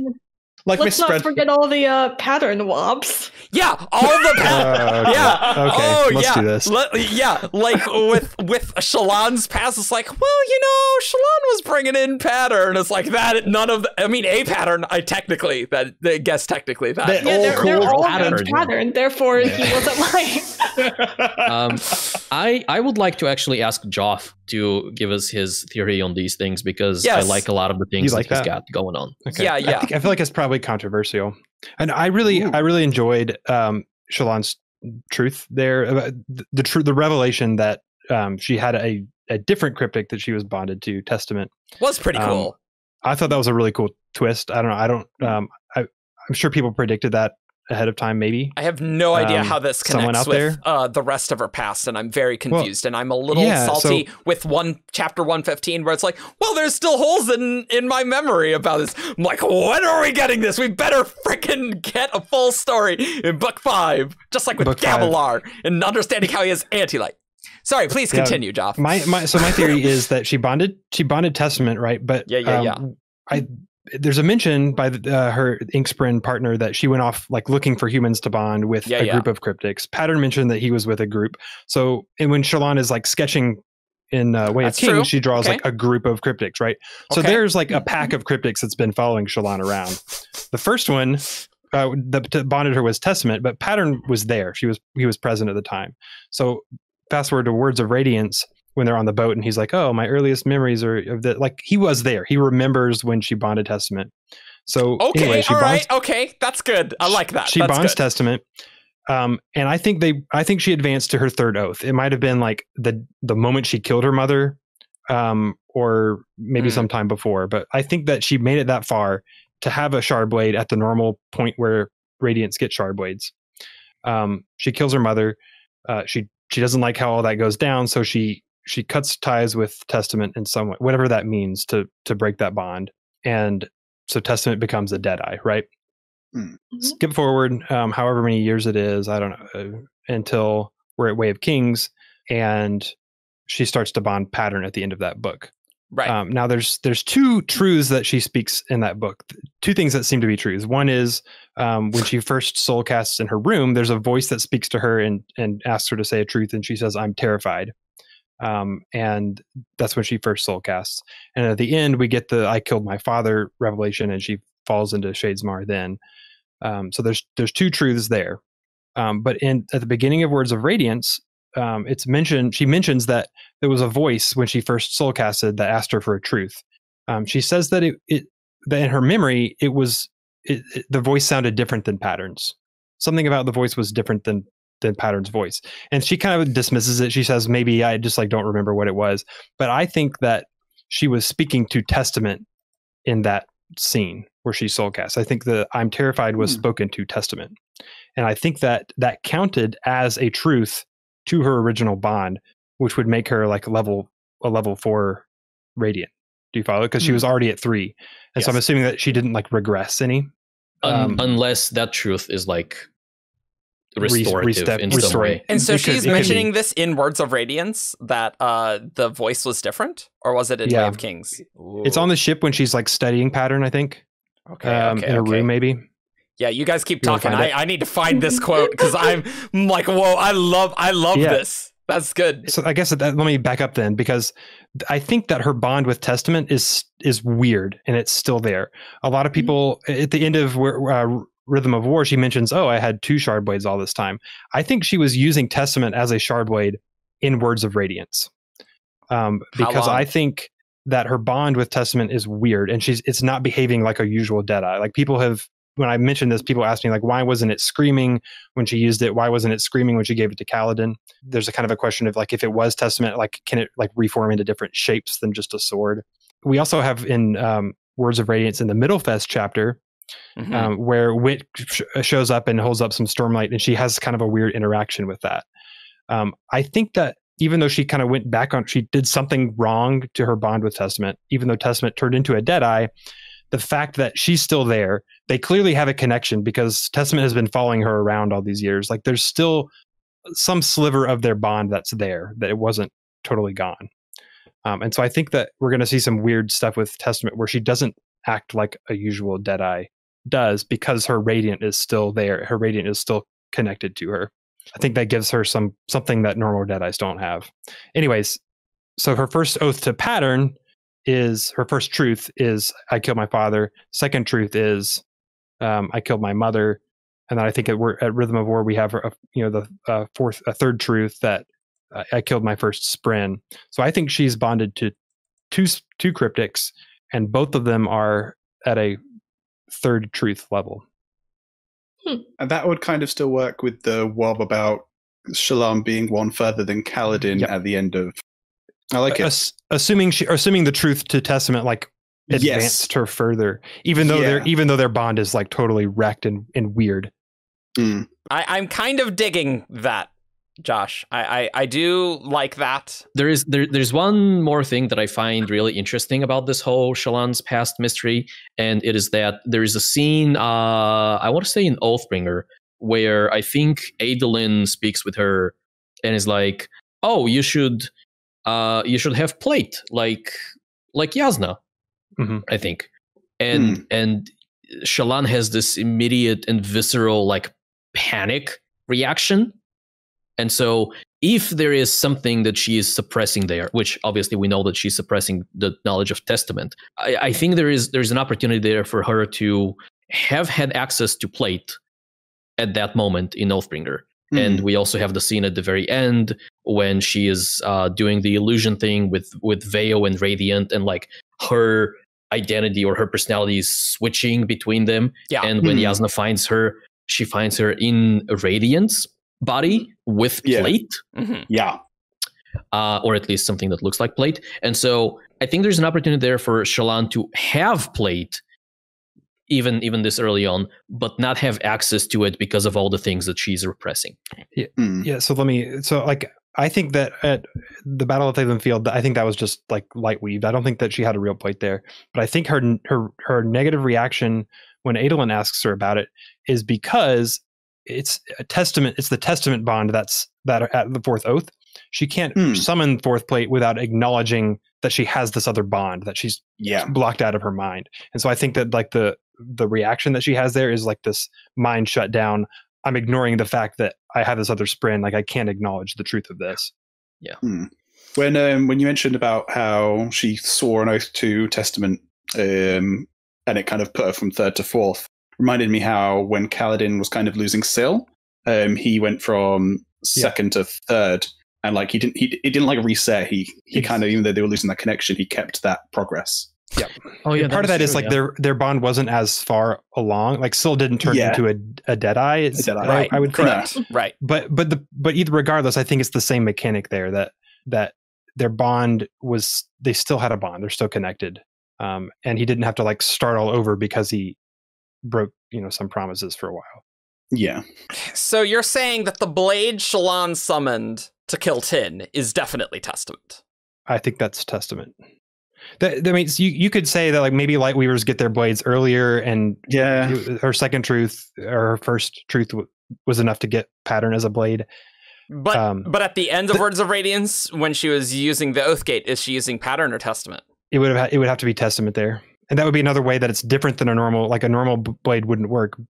But the fact that she's bonded to her Deadeye makes it different than she's able to operate the Oathgate. I think both occasions are Pattern. I'm kind of okay with the Lightweavers get the blades like one oath earlier than Windrunners, just because Batman has it. The thing that makes me think that is the way at the end of Rhythm of War when she says, "Oh, I've had 2 shard blades all this time," and like maybe she's just talking about the fact that she killed her mother with one. But so when did she swear? When did she swear? The next thing, with Pattern. When are you saying? It was after they were in Eritharu. It was in at the end of Words of Radiance when they're inside Eritharu. Oh, that's when she admits it that she killed her mom. Oh, I see. Yeah, it's like the last scene of Words of Radiance. Okay. So on the subject of Lightweavers potentially earning their blade earlier, in Rhythm of War, in the Unseen Court chapter, we actually learn about this. And so when Radiant is walking around, she sees Ishna, and she thinks about her, and she goes, Ishna was one of those who had earned her blade. By Windrunner terms, she would be off gathering her own squires and making her own team. But if I recall correctly, cryptics are they bond more readily. Yeah. The Windrunners don't consider you a full knight until you've learnt your blade. Which is the third ideal. Yeah. But then is it the blade earning or the third ideal, which they consider the knighthood? Okay, so I can't find this right now, at least not quickly. So I thought the Unseen Court chapter confirmed that Lightweavers also get their blade on level 3. But I would need to like dig in. I don't want to hold this off. Yeah. I just had a little thought about how the way that Shallan describes her and Testament's relationship was kind of like the innocence of a child. And I always kind of joked about how when Shallan was a child, what kind of truths could a child tell to a spread? Yeah. And I always kind of joked it was like, oh, it was me that drew on the walls, or it was me that broke Mummy's favorite vase. And from the sounds of things, it was that. It was she told Testament her little secrets, and so it couldn't have. Yeah. I don't see it that crazy that she reached like third oath to be able to summon her as a shard blade, or if it was second, maybe it was only the second oath she needed. Yeah, I liked that detail. I liked that. It's like as a child, it was easy for her to make oaths, but she also like could break them and be like, "I don't want to be around you anymore," without like realizing what it meant. Testament was brave. Yeah, of all the people to pick her. Yeah. So there is something else that I found interesting, and it's still in that chapter 115, I want to say, when we learn about Testament. Yeah. And Shallan is thinking about her past, or maybe it was an earlier chapter when we first learned about her, but she thinks about how at a time when she was just a little girl and her parents were fighting over her future, Testament was like showed up and was her only friend and things like that. But I found the whole parents fighting over the future really interesting because we know that the Devar family has had involvement with the Ghost Bloods who knows how far back. We know that they have been influenced by the Unmade in some capacity for who knows how long ago, right? And in that chapter when we learn about Testament, there was, I really should have been better prepared with these quotes. There was a bit about Shallan fighting some darkness. Maybe Testament showing up and helping her fight some darkness or whatever. And I don't think it was literal, but something in that chapter made me think that the Ghost Bloods had been involved with the Devars even this far back. And the future that Lindevar and his wife were fighting over when it came to Shallan was like, I think she was meant to be in some way involved in the Ghost Bloods' plans. But wasn't the reason why her mom tried to kill Shallan was because of the Skybreaker's influence? Yeah. So, like, so I guess... They were also involved. Yeah, I like that facial expression. It's like, right. A lot of secret societies, but I guess we're getting more Skybreaker stuff in the next book, because we got very little in this book. So I guess it would make sense that we could get, like, answers to why Shallan's mom was acting this way, what Shallan was fighting. So I guess maybe we'll get more Shallan in book 5. I don't know. I was editing the Overlady Reads Rhythm of War Part 2 today. And I got to a clip where we mentioned something that is mentioned in Part 2 that I'd completely forgotten about. Oh, yeah? Which is when Shallan first uses the Sion box. Yes. She gets nostalgia and like a flashback to using it as a child in the gardens at home. So I don't know what's going on with that. What is up with that? I do not know what that means. I think that's one of the reasons I thought the Ghost Bloods may have been involved even this far back. Yeah. Right. One of the things Marie's promised her specifically was, like, I know about your past. I can answer your questions about it. Actually have a Sion box? What? Super quick, while we're on the topic of secret societies. Seems like the Invisagers, we still have a mystery around that. What is up with that? When Tef was like, they were the idea was brought by other people. I assumed it was like just some Lightweaver, but apparently the Sons of Honor weren't really around back then. It's like, but what is up with the Invisagers? Like, what? I thought that the Sons of Honor might have been kind of an offshoot of the Invisagers. Ooh. So Teft's family died something like 50 years ago. That ballpark. And so if the Sons of Honor were founded by either the remnants or an offshoot of the Envisagers, let's say 20 to 30 years ago, something like that, I think there's enough room there for the society to be, So what if Kalak sees the Everstorm in Shadesmar and is like, the true desolation is coming. I need to do something about that. I need to get off this world. And so he founds the Sons of Honor, and then they do their thing for a little bit. And then Gavilar shows up, and with his funds and with his influence and whatever, they have this period of like growth and success. And then the rest of it is obviously modern history. I'm just rereading the quote about the Envisagers, and I'm like, man, what is going on with this? Because that's one of those things. It was a chapter title. It's like Envisagers. Literally got nothing for these for 2 books. It's like, whoa, and there's still Invisitor lore. All right, I'm in. I really thought that they probably were just like some group of crazy people and they were like irrelevant to the story. No. But apparently they're just not irrelevant. They just knew stuff because of like, myth and legend. But no, they're apparently. I mean, it is plausible that they got information from Crazy Heralds. That's top on the list of sources of crazy information, and also being crazy. So that's a solid theory, I think. Pick one. Maybe one of the female heralds that we know jack about. Maybe we'll see some of them in the back half more than just maybe Ash. One day. Maybe. And we also have apparently like terrorist people starting the desolation. Not just one terrorist person with a suspicious amount of rings.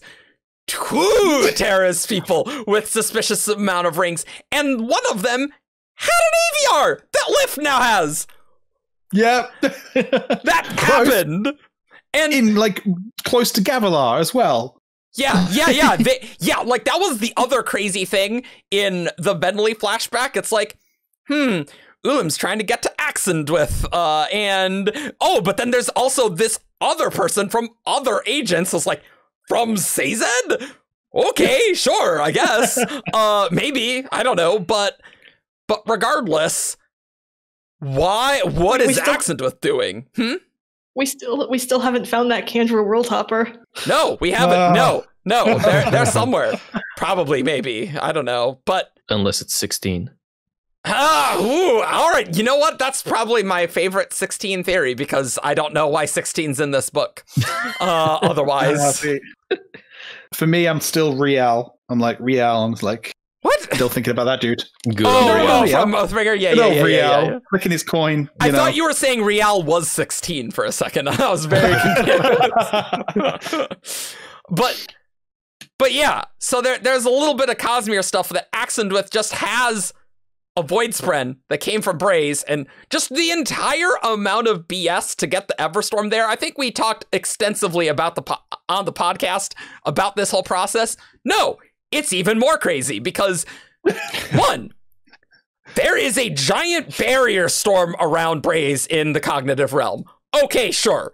Not neat. Then they had to slowly move that in Shadesmar near to the Shattered Plains, break off the storm from the barrier storm. Naz also notes that there's a weird storm on the Sea of Souls map as well. By the way, I think they broke off the Everstorm. Like, I don't think they moved the entire barrier storm. Sure. But they had to break off the Everstorm from that, move it over there, get it, so then the storm form could sing stuff. I was like, yes. Wow, that is way more convoluted than I expected, but I imagine that it should be kind of hard, And for a period of time, the Everstorm, as it was traveling, it was over the ocean, like the southern depths, I imagine. Yeah. And so Ulim was saying how people had to like sail there to pull him and like presumably others like him. And the Storm Spren, presumably. All the Void Spren that they got, I guess, right? Yeah. From Shadesmar, and then sail back to the mainland. And Axendwith, a freaking fair chemist, probably. I'm thinking that she's a fair chemist because she has a knack for languages. Yeah, okay. Gara. Yeah, the other one. Steward. The one we see in the prologue. Yes. Yes, and also in the lift interlude. And also in the lift interlude, yes. Who died. So he gets hunted down by Mraze, by the ghost. By Mraze, yes, right. So is that sufficient, do you think, to assume that Axendweth was also working with the Ghost Bloods? Because Axendweth was driven away from the palace by the presence of Gara. Yes. Yeah. If Axendweth is an enemy of Gara, and if Gara is an enemy of Mraze, are you saying that Axendweth is a member of the Ghost Bloods? Yeah. Like, it doesn't have to be. I'm just trying to see how we feel about the idea. I mean, Scadrians are involved, so sure, why not? Why? The Ghost Bloods were looking for a way to get to. They were looking for Erytheru, right? Yes, right. Yeah. Because they wanted to control. I would think that, like, gates. as much as Axendweth knew back then, that they would have been able to be like, oh, let's. It does seem like Axendweth knows more than the usual Ghost Bloods, so we could have another secret group. I want to say no, just because I like the idea of like multiple secret groups engaging in this subterfuge and that's like what we need different in this alliances. series. The two opposing groups of like Ghost Bloods versus Sons of Honor or whatever it is like just too simple. I want it to be more complicated. Plus Skybreakers. Yeah, but that you're right, Grace. That's what we need in this series. We need more secret societies. That's true. I mean, didn't Brandon say that there was like maybe 10? And we're like, what if Axendweth was an Invisager? There you go. I mean, that's plausible. I'm not necessarily saying we need more of them. I'm saying like I want to like see the machinations of like them all working against each other and like kind of knowing about each other and how those different like movements work. What do you think? What do you think Gara has been up to the last like 6 years or whatever, 7 years? I have no idea. No idea. Like he's working with Gavilar. He's part of the Sons of Honor. But do you think that's true? true? House servant. Like, but no, Axendweth was working with Gavilar. Well, Gary was the house steward. But Axendweth was with Gavilar's group when they went to the Shattered Plains. So I feel like Axendweth is associated with Gavilar's group, and Gara might not be. Yeah, there was something that made me think that she was either there, like, I don't know, undercover, like he didn't realize that she was an agent working with a different group. I don't know about that. I can't recall what it was though. I had the feeling they might have known each other in the palace, because the thing is Navani clearly talks to Gary as if he's important. He's like the house steward. He's important in the Colin family. But Axendweth clearly got closer to Gavilar than Gary did.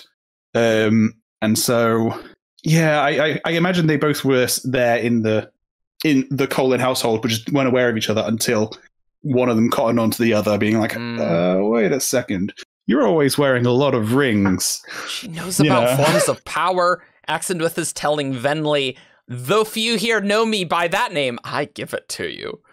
What is that? So she was under some pseudonym, I guess. Because Gary would have been like, Axendweth, that's a terrorist name, just like we all were.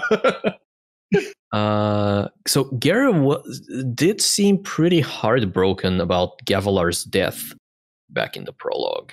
Like, I was shaken. I have a feeling, my gut tells me that Gary was 17th Shard. But okay, all right. Yeah, but my problem with that is 17th Shard were very non-interventionist, and being the house steward for the biggest king in the world at the time is not very non-interventionist. Shenanigans. But unless he was there protecting him from world hoppers, which is why Axendweth had to leave. Axendweth, fighting to try and like track down Axendweth, maybe like a rogue who's like influencing too much. That's possible. I have a slightly crazy theory. Okay. They're both agents of Kelsier, but they don't know it. There we Sure. go. Yeah, one's a ghost blood and one is from Both ghost bloods. Just yeah, they're just different. Well, because Kelsier has so many different groups of people that he worship him as. I mean, I don't think the ghost bloods worship him as a god, but it's like, ooh, he's a scary dude. I don't think. Technically, but Marise's comments at the end seem pretty reverent. My impression I got was a cult leader as opposed to God. Yes. Yeah, and that's not it. Look, I am never surprised if Kelsier is a cult leader anymore. That's not surprising. Any weird cult, is it a Herald? Is it Kelsier? Like, I don't know. I enjoyed that comment from Red where he was like, yeah, the Windrunners are all crazy. It's just like a cult to Stormblast. I get it, though. To be fair, Kaladin does have this tendency to train groups of people to like him. He does do that. I want to see Kaladin and Kelsier interact. Wouldn't that be great? Because there was that wob. Hate each other. Well, Brandon was saying that Kelsier would like Kaladin and Kaladin would not like Kelsier. It's that sounds about right. Yeah, that sounds accurate. I think Kelsier is going to feel a lot like Moash to Kaladin. I was thinking I'd want to see Kelsier's reaction to Shallan. Because I don't know, I feel like there's a chance that she would remind him of Vin a bit. And I just want to see like what that reaction would be like. Kelsier has already got Yartle for his Vin, substitute. No. No. Has to be someone younger. No, but I like that. That's good. I do want to steer us into something that is not Kelsier. I mean, that's hard to do. His ego's so large. It's also different to find places where he's not involved. It's getting tricky. But one area where I think it's pretty safe is stone shaping. Oh, yeah. We should probably talk about that. Yeah. I do want to talk about stone shaping because there's a lot there that I find very, very, very fascinating. Oh my God. All of that's crazy. So we have... obviously, we have just the regular stone shaping ability of the stone wards and the will shapers. I don't think we need to there are deeper things here that are interesting. Yeah. So when Venli first does her big thing with stone shaping, first of all, it drains a ton of her light, right? And then she sees what appears to be. She appears to connect to the stone. Yes. And the stone has connections to the Dawn Singers. Yeah. Right. The frickin' Dawn Singers who shaped that stone. Is that how that went? So the stone in Urithiru used to be a mountaintop. The place where Urithiru was just straight up a mountaintop. And then somebody, presumably Honor and or Cultivation, shaped the stone or turned the stone into a city. Presumably around the time they created the sibling. But the stone remembers. The stone remembers being just stone, right? Yes. And somehow this stone is apparently... It was either this mountaintop that was somehow special to the Dawn Singers, or there's some kind of collective shared memory because Roshar is one big stone, right? Can I point out that Szeth also... He goes to Urithiru that one time in Words of Radiance. Stones Unhallowed. And he notes that the stone there is holy. He can... Yeah, he's walk. Always said that, yeah. That you can, that's but the stone in Urithiru is different to him. I'm pretty sure. No, that's what I'm saying. That Urithiru is the stones unhallowed. Yeah, right. You can walk in... Continue. You can't walk in the other stone on Roshar, but you can walk in Urithiru, which could also be relevant for Oath Gates during the Silver Kingdoms or something. Yeah. But so the Dawn Singers could have, regardless of whether it is just this single mountaintop that was holy to them or special to them or the entire planet, there are they were able to shape stone without radiant bonds because radiant bonds just did not exist all the way back then, right? Yeah. And so what I think is happening there is that prior even to the arrival of the humans to Roshar, the Dawn Singers had the ability to form bonds kind of similar to how the rest of the Rosharan life forms bonds, right? They're weak or weaker bonds, not quite as polarizingly. God, what are the chemistry terms? There's like ionic bond and covalent bond, right? Yeah. So the Dawn-Singers were forming covalent bonds with the Sprens, and the Radiants are forming ionic bonds. I have a really simple theory about this. It's very simple. And I'm just staring at the line where Venli's saying, how? Radiants didn't exist then. Spren didn't bond us. Did they? And the stones hum, the things are new, but new things are made from old things, and old peoples give birth to new ones. Old stones remember. And I was just thinking, this could be very simple. The sapient Spren could have just given those singers special forms. Yeah. And so like those special forms gave them magical powers similar to radiant bonds. And for some reason, there was some betrayal, and the sapient Spren, the true Spren, no longer did those bonds with singers. And they weren't like formal radiant bonds. They were not Nahel bonds, but they it was the granted usual abilities. singer bond. Yeah. It was like a That's what form, you're saying, and you but get just special with one of abilities with one of those. I think that this is I like this. Yeah. Do you guys? Sorry, Argent. Just building off what you were saying just a minute ago. If I say the word crab paradise to you, do you remember what that is? We've spoken about this before many months, maybe years ago. At this point, I know we have. That before the humans arrived and all of the shenanigans happened, Roshar was basically just the paradise for the singers, where Singer, Spren, and the world and songs just kind of pranced around and did what they wanted. And it was just kind of this little crab paradise. Yeah. And this kind of sounds like that, where they could shape the stones without needing the formal bonds that currently exist. It was just a lot more casual, It is really cool because like the stone recognizes radiant, and there's like a thing that says, hey, you just put wood into the stone and then you just come out with an axe. You didn't even need forges and things. Like, that is sweet. So this is my new favorite theory. I think this is good. That's what those powers came from, and they weren't Nahel bonds, but they were going off still those fundamental forces, air quotes, the surges. Right? Yeah. So it's similar. I do like the idea that they were just singer forms, right? Yeah. Essentially forms of power just coming from cultivation. And exactly. Odium. It's kind of like that. And it's really interesting that I think Venli can very easily attain one of these forms now. If now this might be a downgrade considering her Nahel bond with Timbre, but I think if they just kick out the envoy form Spren out, they can totally do that. I mean, she can clearly hold a Spren in her gem heart with a form of power from that Spren and also be a radiant. She can clearly have both at the same time. Yeah, but I don't know if she can both gain a form from Timbre and maintain her Nahel bond with Timbre. I was thinking another. Oh, sure.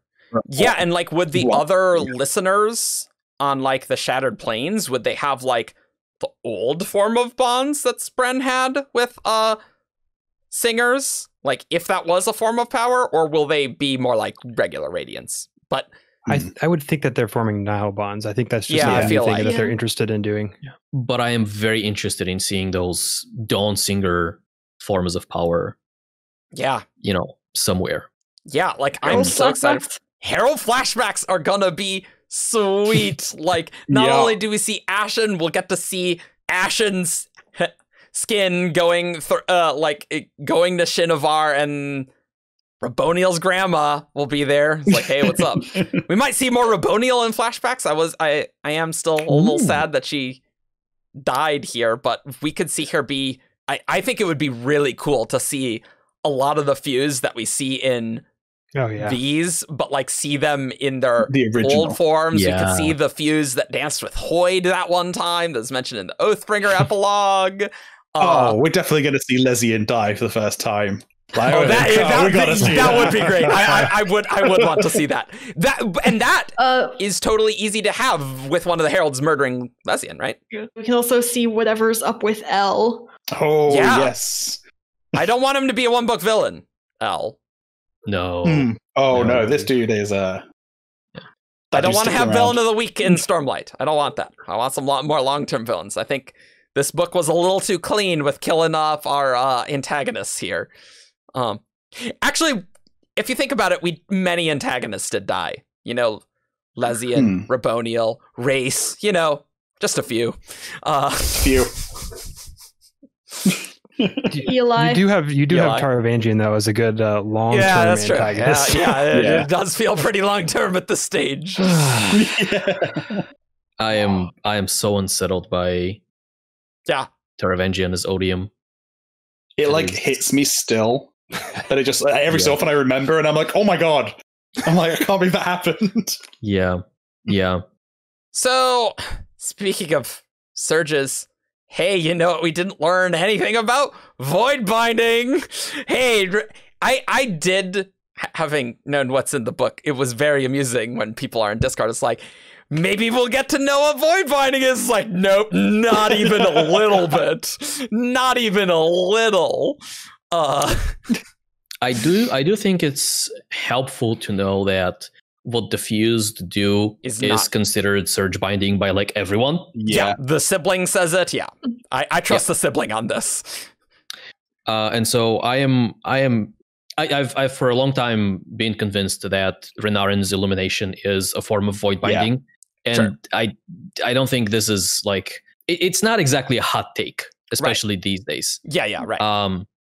Through process of elimination, it's narrowing down on Renarin's future. Not many things left that can. It just doesn't make sense how Chris knows that there's 10 levels of void binding in the Way of Kings Ars Arcanum. You know. Yep, because there are 10 surges, and so 10 void surges or whatever. Anyway, so I do wonder if because the Renarin has on a hellbond with a corrupted or enlightened spren, right? So essentially he has a spren that is, let's say, 50% honor and cultivation and 50% odium. It is interesting that so he has a limited access to like regular light weaving, I guess, because he can still form not illusions, but like he can form balls of light and stuff like that, although apparently they do unnatural things sometimes. I am interested in whether somebody else, like I don't know, Rolaine, maybe, who is also bonded with a corrupted or enlightened spren, if his surges might be the other way. So, like, if his progression would be like void progression, but his illumination would be regular, like light weaving. Oh, because he's a singer. Question. Not necessarily because he's a singer, just because he's a different person. Yeah. Okay. Or if all people who bond a corrupted mist spren get corrupted or get void illumination and regular regrowth. My gut says they get the same thing. Yeah, so I would say they also do. Yeah, I don't see why those would have to be different. But like, I could see like a corrupted cultivation spren, it could flip, right? Like that would be plausible. Yeah. Interesting. I think to really get a good idea of what enlightening does, we just need to see like one more example of an enlightened spren bond. Like I just want one more. Not a misspren, yeah, that's not a spren. That'll give us something to go off because one example is just so hard to extrapolate from. Like, curse you shall not. Why did you have to send another mist spren? I don't know. I mean, it seems like there's something about Miss Spren that like they're the most willing to go through the process because she says it like plausible, it has to be like they have to agree to it. Yeah. It could be cultural in some way. Yeah. Like the same way that the Reachers are, they don't want to bond any humans, but they are. A lot of them seem very happy to bond with the Singers. It could be that the Mist Spren in general are. I mean, we don't know anything about the Mist Spren really, which is unfortunate. Not really. Yeah, but it could be that culturally they're more open to something like that. Maybe because like they are with the Reachers on ships, like maybe they are explorers. Maybe they're more open to new experiences, new truths, or whatever. Didn't the Spren that Relaine bonded speak similar to how Ivory speaks? Yes. Yes. Yes. And I believe we've kind of spoken about that as that might have been a cultural thing where they're both from a same city or something Similar like that. regions of the Shadesmar, yeah. Yeah, so maybe Inkspren might also be slightly more willing, so we might see a enlightened Inkspren. Dude, that'd be awesome. Yeah. Whoa. I have a completely insane idea that I have. Go for it. Look, back 5, we get Renarin things, but why does Yasna need to be in back 5? Maybe, what if Janat is like our friend, right? In back 5, maybe, I don't know. What Janat's relationship is with Teravangian, who knows, whatever. But what if Janat corrupts Ivory later and we see like Yasna new power set with like these void things? That's insane. I hate how many of my jokey theories start becoming more likely because like hey, I was joking about like Void Knights as being the thing that like will you know how we finished Mistborn and there was no Mistborn left. I'm thinking we're going to finish Stormlight and there's not going to be any Knights Radiant left, but there will be Void Knights as like or something. I don't know. And then like this kind of we talk about this stuff and I'm like my brain keeps going back to Void Knights, and I'm like, God damn. I mean, see, Eric, I don't think Ivory would agree to it, but I can kind of see something where maybe like after the revelations about the Recreants, an Inkspren is like, well, like the ancient Inkspren decided that Surge Binding was too dangerous, but maybe like if we get corrupted and give them Void Binding, that's not too dangerous. That is the take. I like. I just want to see what happens if you're like bonded with a Spren and then Janat does something to it. Yeah. Like I'm interested. Yasna, would you like to do some experiments with Ivory? What could possibly go wrong with this? No. This is good. This is good. What if that happens book 5? You never know. What if that's book 5? You know, Yasna, Shallan. I mean, presumably Shallan is going to tell Yasna about the Ghostbloods and her involvement, and they might actually work together to hunt some frickin' Ghostbloods. I don't know. That seems crazy. That does seem crazy. Actually talk to someone about things. Shallan and Adolin need to get back to Eritharu, talk to Yasna, find Ba-Adamishram in like 10 days, apparently. Hey. That timeline seems a little tight since it took them like a month to get. Dalinar could summon the perpendicularity somehow, but yeah, I don't know. I don't know how they get from lasting integrity to anywhere where they're useful in book 5. Yeah, I have no idea. They could go to Sesemlik Star, you know. It doesn't have an oath gate though. That place but it's got a cool name. I mean, Yasna can just fly to lasting integrity, like in the physical realm, open a perpendicularity, let them walk through, like bring them through with her. I imagine she can bring people. I feel like she can bring people through with her. I mean, Dalinar can. So yeah, but like, Dalinar can because of other things, the perpendicularity, but I don't know. We don't know the Elscholar move set, I was gonna say, but also I will just say the Pursuer's transportation abilities are very weird. Like it's just because you become a ribbon and you move, and then you have like this weird husk. Man, very weird. Yeah, it is. I think it's his nature as a cognitive shadow makes it different. Ooh, okay, all right, maybe.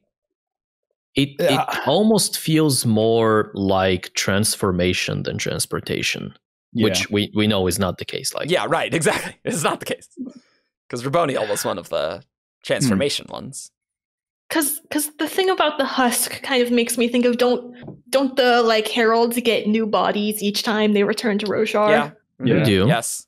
Yeah, so I don't know. I was thinking maybe like, as a cognitive shadow, like the way his transportation works is he can like shed his body and create a new one. I think what bothers me about that, because I had that kind of thought, but then someone pointed out like what happened to the original Singer's body that he possessed? Like what's going on realmatically with that body? I feel like it's probably just like crap. Like, you know how when you go into a perpendicularity, your body's converted into investiture. It's probably some garbage like that. And like probably the reason why it uses so much void light is because like that transition's kind of hard. Like there's a little bit of yourself that goes away, but it's reformed with like void light, I guess. Yeah. I don't know. Something like that. He seems to be the only fuse that can't use his power indefinitely. You know, all the others can seem to be able to do it indefinitely. Also, apparently there's only a few of these transportation fused. Like there's not many of them. The Nexim. And I wonder why that is. Like we got so much fused culture and stuff, and like I'm into that. Like oh my god. My favorite part, one of my favorite parts, is when Raboniel's one of the transformation ones, so she can soulcast basically. And at one point, she just kind of breathes on a soldier, and he just drops screaming. And I'm like, did she just like soulcast acid and just blow it on his face?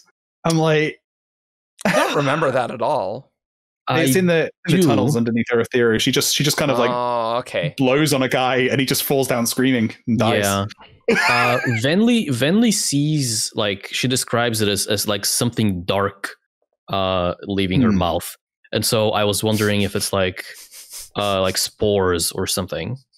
Oh, she kind of blew the disease she created onto him because essentially she soulcast straight into the disease or something. Raboniel's a dragon breath. She's not a dragon. Terrible. She's got terrible breath. That's true. What if we talk about someone else who is not exactly on the side of honor? Let's talk about Moash. What do you guys think about Moash? I think in the last one we didn't talk about Moash at all. Thanks. I gotta bleep it. Excellent. I am so done with Moash. Like, I'm pretty done with him. He was his whole edgy, dark, like black Bridge 4 uniform. I'm like, come on, dude. It's pretty edgy, but it's better for me than Zane. Like, I think it's really interesting, like the relationship he had with Odium and like Odium's gift returning, like how that like worked mechanically. Like it's very strange what's going on there, and what the hell's going to go on with a new Odium? What? I don't even know. But I think I didn't really care about Moash for most of the book, but I think where he ended to me is more interesting than like where he spent this book, because he's blind now apparently. I'm trying to remember. It's still kind of a blur. I'm trying to remember if there was like some feelings about his blindness that like slipped in even despite Odium's gift. He was. I think he was horrified right up until Odium's gift returned, and then he was calm again because that's what Odium's gift does. Yeah. But I find that the things like. I'm at the point where I don't care about the character things with Moash, but I care about the realmatic things with Moash. I mean, the stuff that's going on with him is very bizarre. There is that. So his interlude where he goes into a vision with Odium, and he's like, "Hey, some are saying that I am your avatar," and I'm just squinting at that word. Wait, did he actually say avatar? Yeah, he did. Oh no. Oh no. I'm not excited for so this is you're actually gonna like this. Am I? And then Odium follows up with something like, "This is not something I would grant to a mortal lightly." Oh yeah, I do. Yeah, I got the line. Odium laughed, "As if I would give such power to a mortal. No, Vire, you are uniquely yourself. So interesting." Like great! I can't wait for Avatar Cast next year when we get to it. We'll just be like, what's Kelsier? We should talk about Kelsier's. Kelsier's Avatar as well. Great, we know 3 disparate things. This is new Avatar lore. Like obviously, Moash means it as like the way we would mean it, but Odium obviously means it the way a Shard would. And I think there are secrets there to be teased out. Maybe Fuse know though. Like maybe they have extra knowledge. Like if some say. Like, I don't necessarily think it means, and our sense. Yeah. Perhaps. But there's that. There is his connection to odium being the thing that like dumps his emotions into a void, so he doesn't have to feel them. There is Navani essentially severing, or at least hindering that connection when she bonds the sibling, which makes perfect sense, right? Because the bondsmiths are the connection type of the Radiant Order. So obviously she may be able to manipulate that, even like on an instinctual level, even though she doesn't know what she's doing. I thought it was the flipping back of the suppressor that did it, or did she not? Yeah, that's what I thought too. Huh? Maybe it's that. But wasn't because we're saying that the suppressor would like disconnect him from odium. Yeah. Okay. That's kind of plausible. I could imagine that maybe however the fused get void light, which is still very unclear. Let's be honest. They sing a song. Yeah, but they sing a song of prayer. But like, do the fuse do that in? I don't know. Yeah. Like I can definitely imagine the suppressor mechanics are like, okay, this just suppresses all connections to odium, and then when they flipped it, it was like this suppresses all connections to like honor now. Yeah. Instead, or something. So every time we see the suppressor working, it is described as kind of like dampening stuff. And every time we see somebody be able to push through that dampening effect, it is kind of through an effort of will. We see that when Lift tries to heal, succeeds in healing Teft to wake him up. We see that when Kaladin tries to use a reverse slashing for the first time. Yeah. And so so if I recall correctly, obviously gravitational lashings don't work because he's not level 4, right? If he were level 4, if his connection with Sil was strong enough, then he would be able to do that. Same as whatever. His regular adhesion works because that is Honor's truest surge. Sure. Yes. And then I think Sil says that the final lashing is a combination of gravitation and adhesion. The final lashing? Well, the lowercase f. Oh man, the true desolation is here. The final lashing comes. The final lashing, not to be confused with a rare lashing. Oh God, Donnie! We're gonna have a podcast on all of this crap. And I was just like, what is happening here?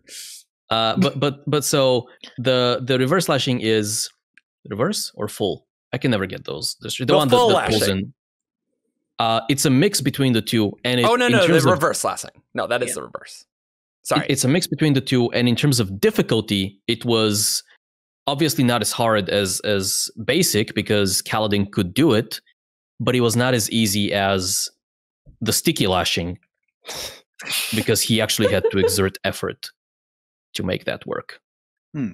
So there's interesting things there. I'm looking at this Moash odium interlude, and odium says, I guess referring to Kaladin, I would claim this one as I have claimed you. And that just reminded me of how Kaladin had that weird eye glow. It was yellow. It's pretty odium-y. Yes. And odium seemed really upset that Kaladin would not turn to odium, right? Like, because when odium went to Terrabine, just like, God, they keep screwing over my champions. Yeah.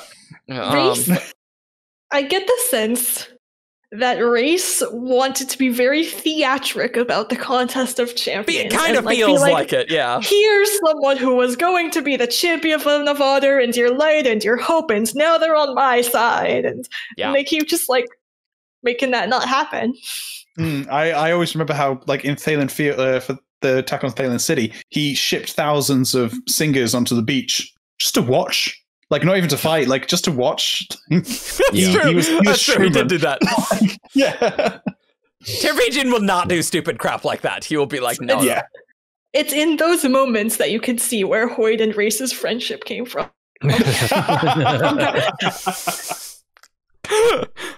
that took a moment, but it was good. Yeah, there's a lot that says Hoyd and Race were friends. It's like, I guess they like putting on a show. Yeah. Oh, now I'm just thinking about as usual, the Battle of Champions, right? What do you guys think? Who's gonna be Taravangian's champion, guys? I think Taravangian will at least attempt to get Seth to be his champion. Okay. Because, thematically, like, this is Seth's book, so it's he's going to have an important role. Yeah. And, Zeth has the two masters we've seen Zeth pulled between are Dalinar and Taravangian throughout the book. There's Taravangian was the one who held his Oathstone, and Dalinar was the one he swore to. And I think, like, the idea that the Battle of Champions is a battle, like, for men's hearts.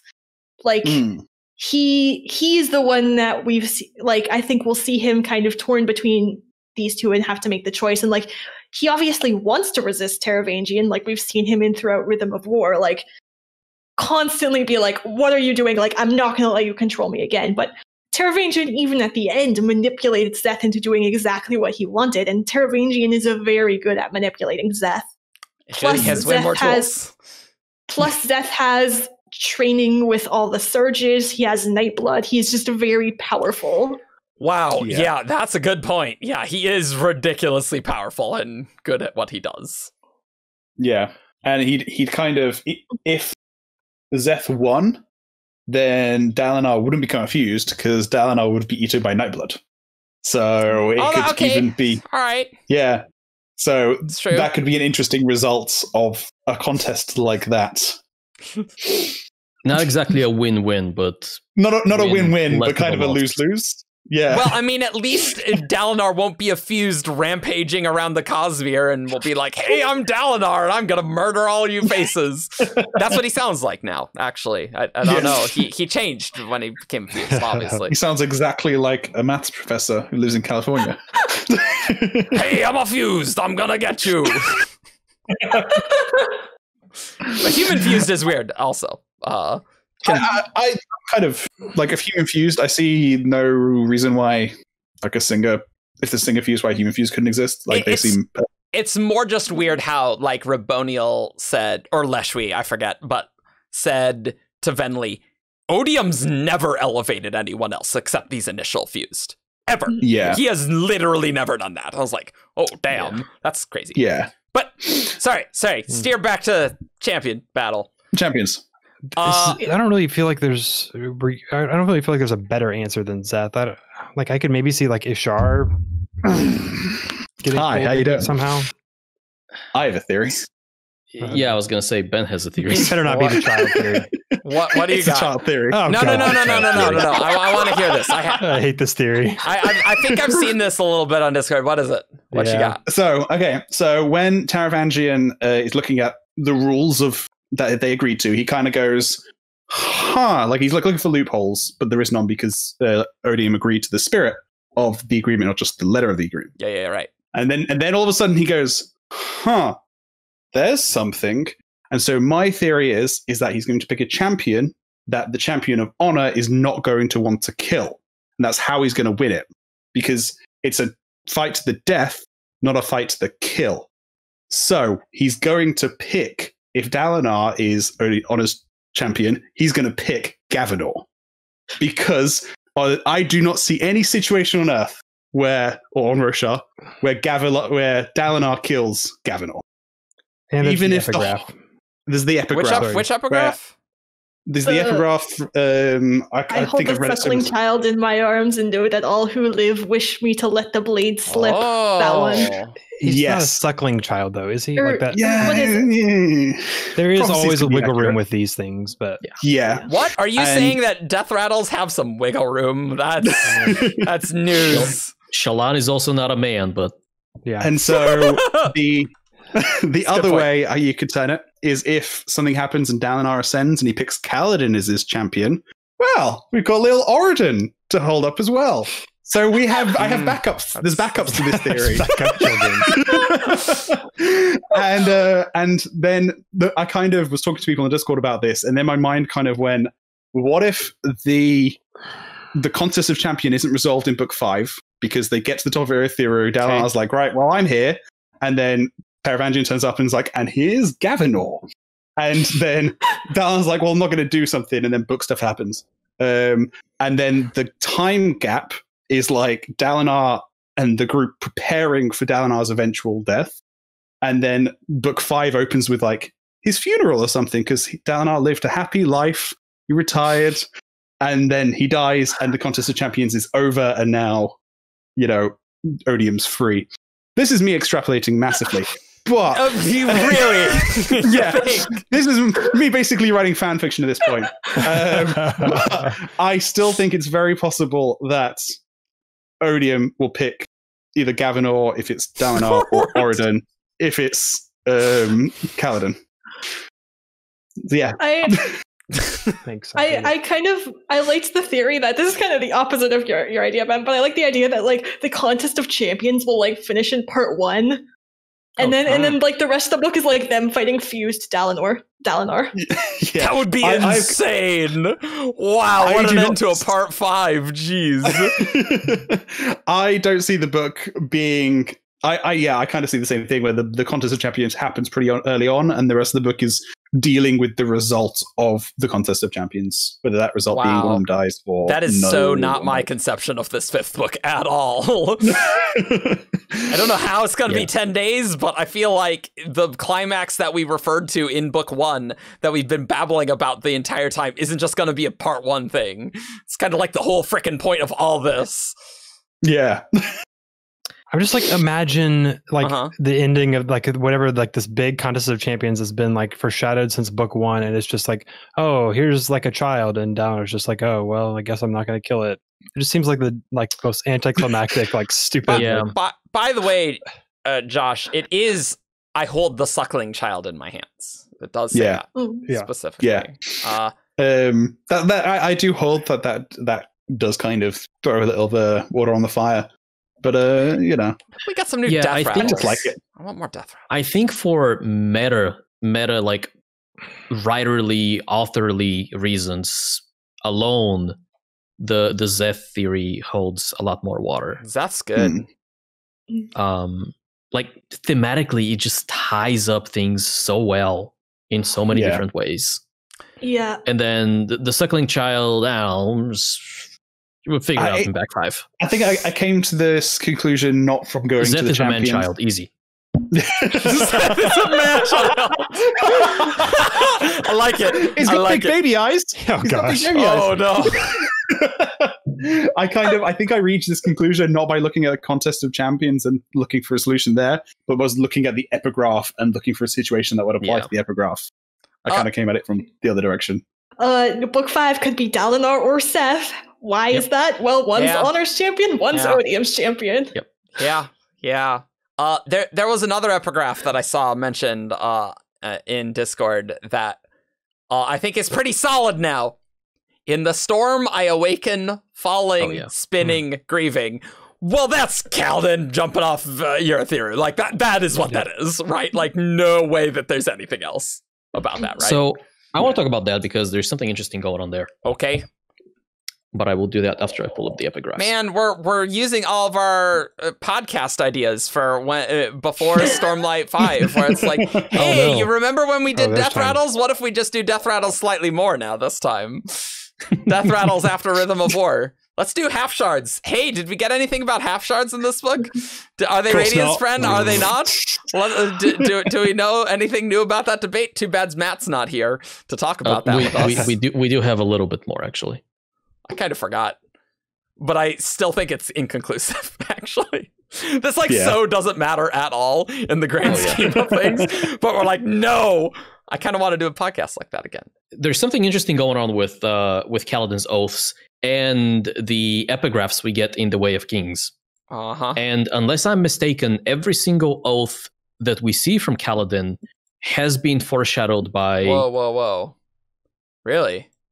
By an epigraph. Yeah, so In the storm, I awaken, falling, spinning, grieving. okay. That is the fourth. Mm-hmm. All is withdrawn from me. I stand against the one who saved my life. I protect the one who killed my promises. I raise my hand. Okay. The storm responds. That is the third ideal. Yeah, right. And then the one with the drinking of the feast from their faces. Yeah. Which, out of context, sounds completely insane the way you said that. It's like, the drinking with the feast on their face. So which one is his fifth ideal? Ooh, all right. Ooh, boy. Yeah. So what I was gonna say was, this is wrong, by the way, but what I was gonna say was that every single one of these is like themed around a storm. Okay. Oh, all right. Yeah. Well. Except the feast one is not. So out of 3, all of them except one of them. Well, so it says, is that what you're saying? It says above the final void I hang, friends behind, friends before. The way I remembered it, I thought it said above the final storm. Well, there is that end note about a storm that's both above and below. Yeah, don't talk to me about that. Wow, this podcast is really going off the rails today. But so there are the reason I bring this up, other than it's a cool thing. There is one more storm death rattle. Great. Which one's that? Ooh. Light grows so distant, the storm never stops. I am broken, and all around me have failed. I weep for the end of all things. He has won. Oh, he has beaten us. Oh, that's not ominous. That's not ominous. That's that does not sound good. That does really not like sound a good. Bad ending. Look, this is very plausible.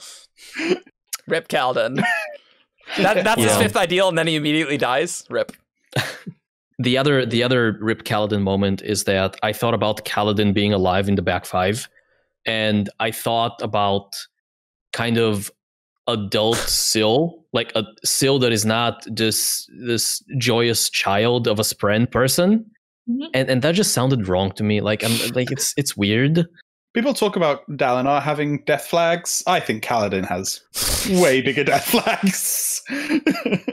but Ben, don't you want to see Syl pulled into the physical realm and then Sylvain's the thing? I know that like a lot of people are talking about that actually. They could just go to the cognitive realm where Honest Spren have the texture of flesh. That is true. That is canon. That's canon. That is canon. Shallan says they feel like flesh. Yep. It's on one of the pictures. Bit of text. Looking at these death rattles, a lot of them don't sound good. A lot of them really don't sound good. It's like darkness. The darkness becomes a palace. Let it rule. Let it rule. That doesn't sound good. That's official. Wait, what? What's that one? I don't remember that one. Yeah, no, it's The darkness becomes a palace. Let it rule. Let it rule. Yes, that is a epigraph. Yeah, dude, I want to get more of these. Also, I have another hot take. All right. Yeah. Yes. Death rattle hot take. We're all right. Whatever. I don't care. 3 of 16 ruled, but now the broken one reigns. What if Taravangian's the broken one somehow, and all the other shards die, and 3 used to rule, but now they're all dead. Honor's dead. Race is dead. We just got to kill cultivation. Then Taravangian's free reign to rule. I don't know how he's the broken one in this scenario, but that's my take. It doesn't really make sense. Yeah, I don't think it does. But I like it. So honestly, the only thing that I really like is that the Dawnsinger bonds were just true Spren that gave them forms. That I'm actually like, I really like that theory.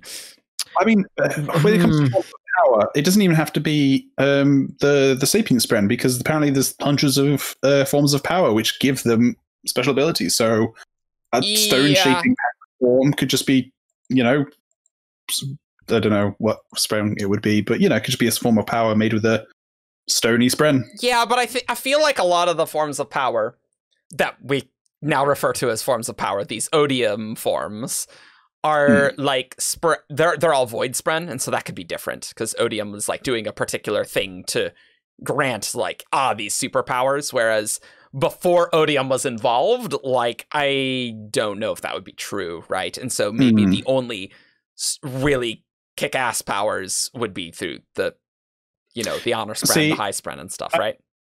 I think I've come to a conclusion where, because Storm Spren must have existed before Odium turned up, because it's Rosharp, there surely must have been Storm Spren before Odium turned up. That's called the Storm Father. And so, like... Not wrong. Yeah, it's fair. But I mean, even though Storm Spren is kind of a misnomer because they gather around lightning, so surely they're like Lightning Spren, or, Sounds cool, man. Yeah, and so I think I've come to the conclusion that forms of power aren't an Odium thing. It's just Odium maybe grabbed onto all the Spren that grant forms of power. I'm annoyed how little we got about Void Spren. Like, what types Same. Ulim? What are these Sapient Void Spren? They don't turn into... We get reveal on Soulcaster that they're just Spren manifesting as physical objects. How does that work? I don't know. I don't understand. I mean, it makes sense, but like, why are the Soulcasters still so weird? It's like, you need this Soulcaster does this particular type, and some have more types than others that can do different things. I'm guessing, I mean, Navani's got to like get into this whole like fabric, like the sibling's not happy with her Fabrials the way they were. That's so true. I'm assuming we're going to like move into what is the future. I see that going in that direction.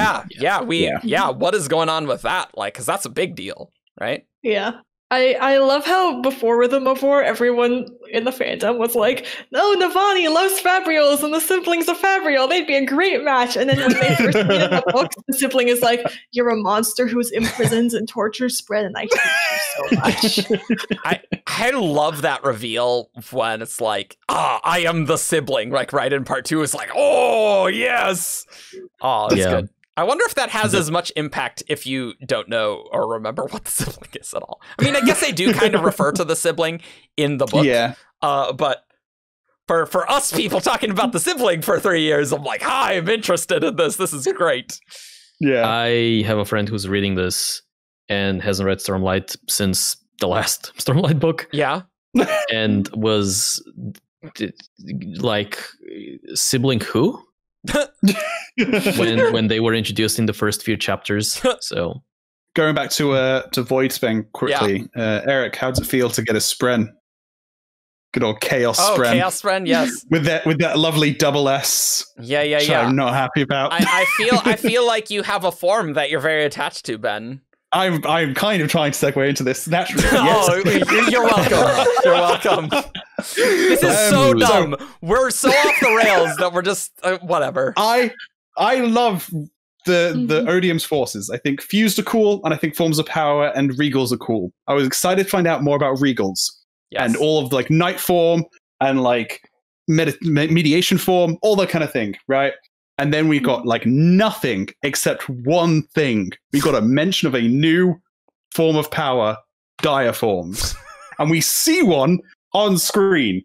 And it's a guard, it's guarding Relaine. It's a guard at the prison, it's guarding Relaine. We get like a quick description where it's like, it's got small spikes in its carapace and it's kind of big. And then nothing. And then nothing. We don't find out what's so dire about them. We don't find out what they can do. They're slightly bigger. It's like a wolf versus a dire wolf. Come on, it's exactly like that. I'm like, it's slightly bigger. It's slightly bigger. It's dire. Like, cool, but it's dire. But the other like storm form's slightly bigger, but they get to shoot lightning. You know, look, what does dire form get to do, Brandon? I'm very upset about that. That's going to be our next question to Brandon. It's like, tell me about dire forms, please. Yeah, when we've been doing these release party live streams, it's literally all I've been sending in is questions about dire forms. So if you hear on a stream a question answered about dire form, you know who sent that in. It is the dire form enthusiast himself.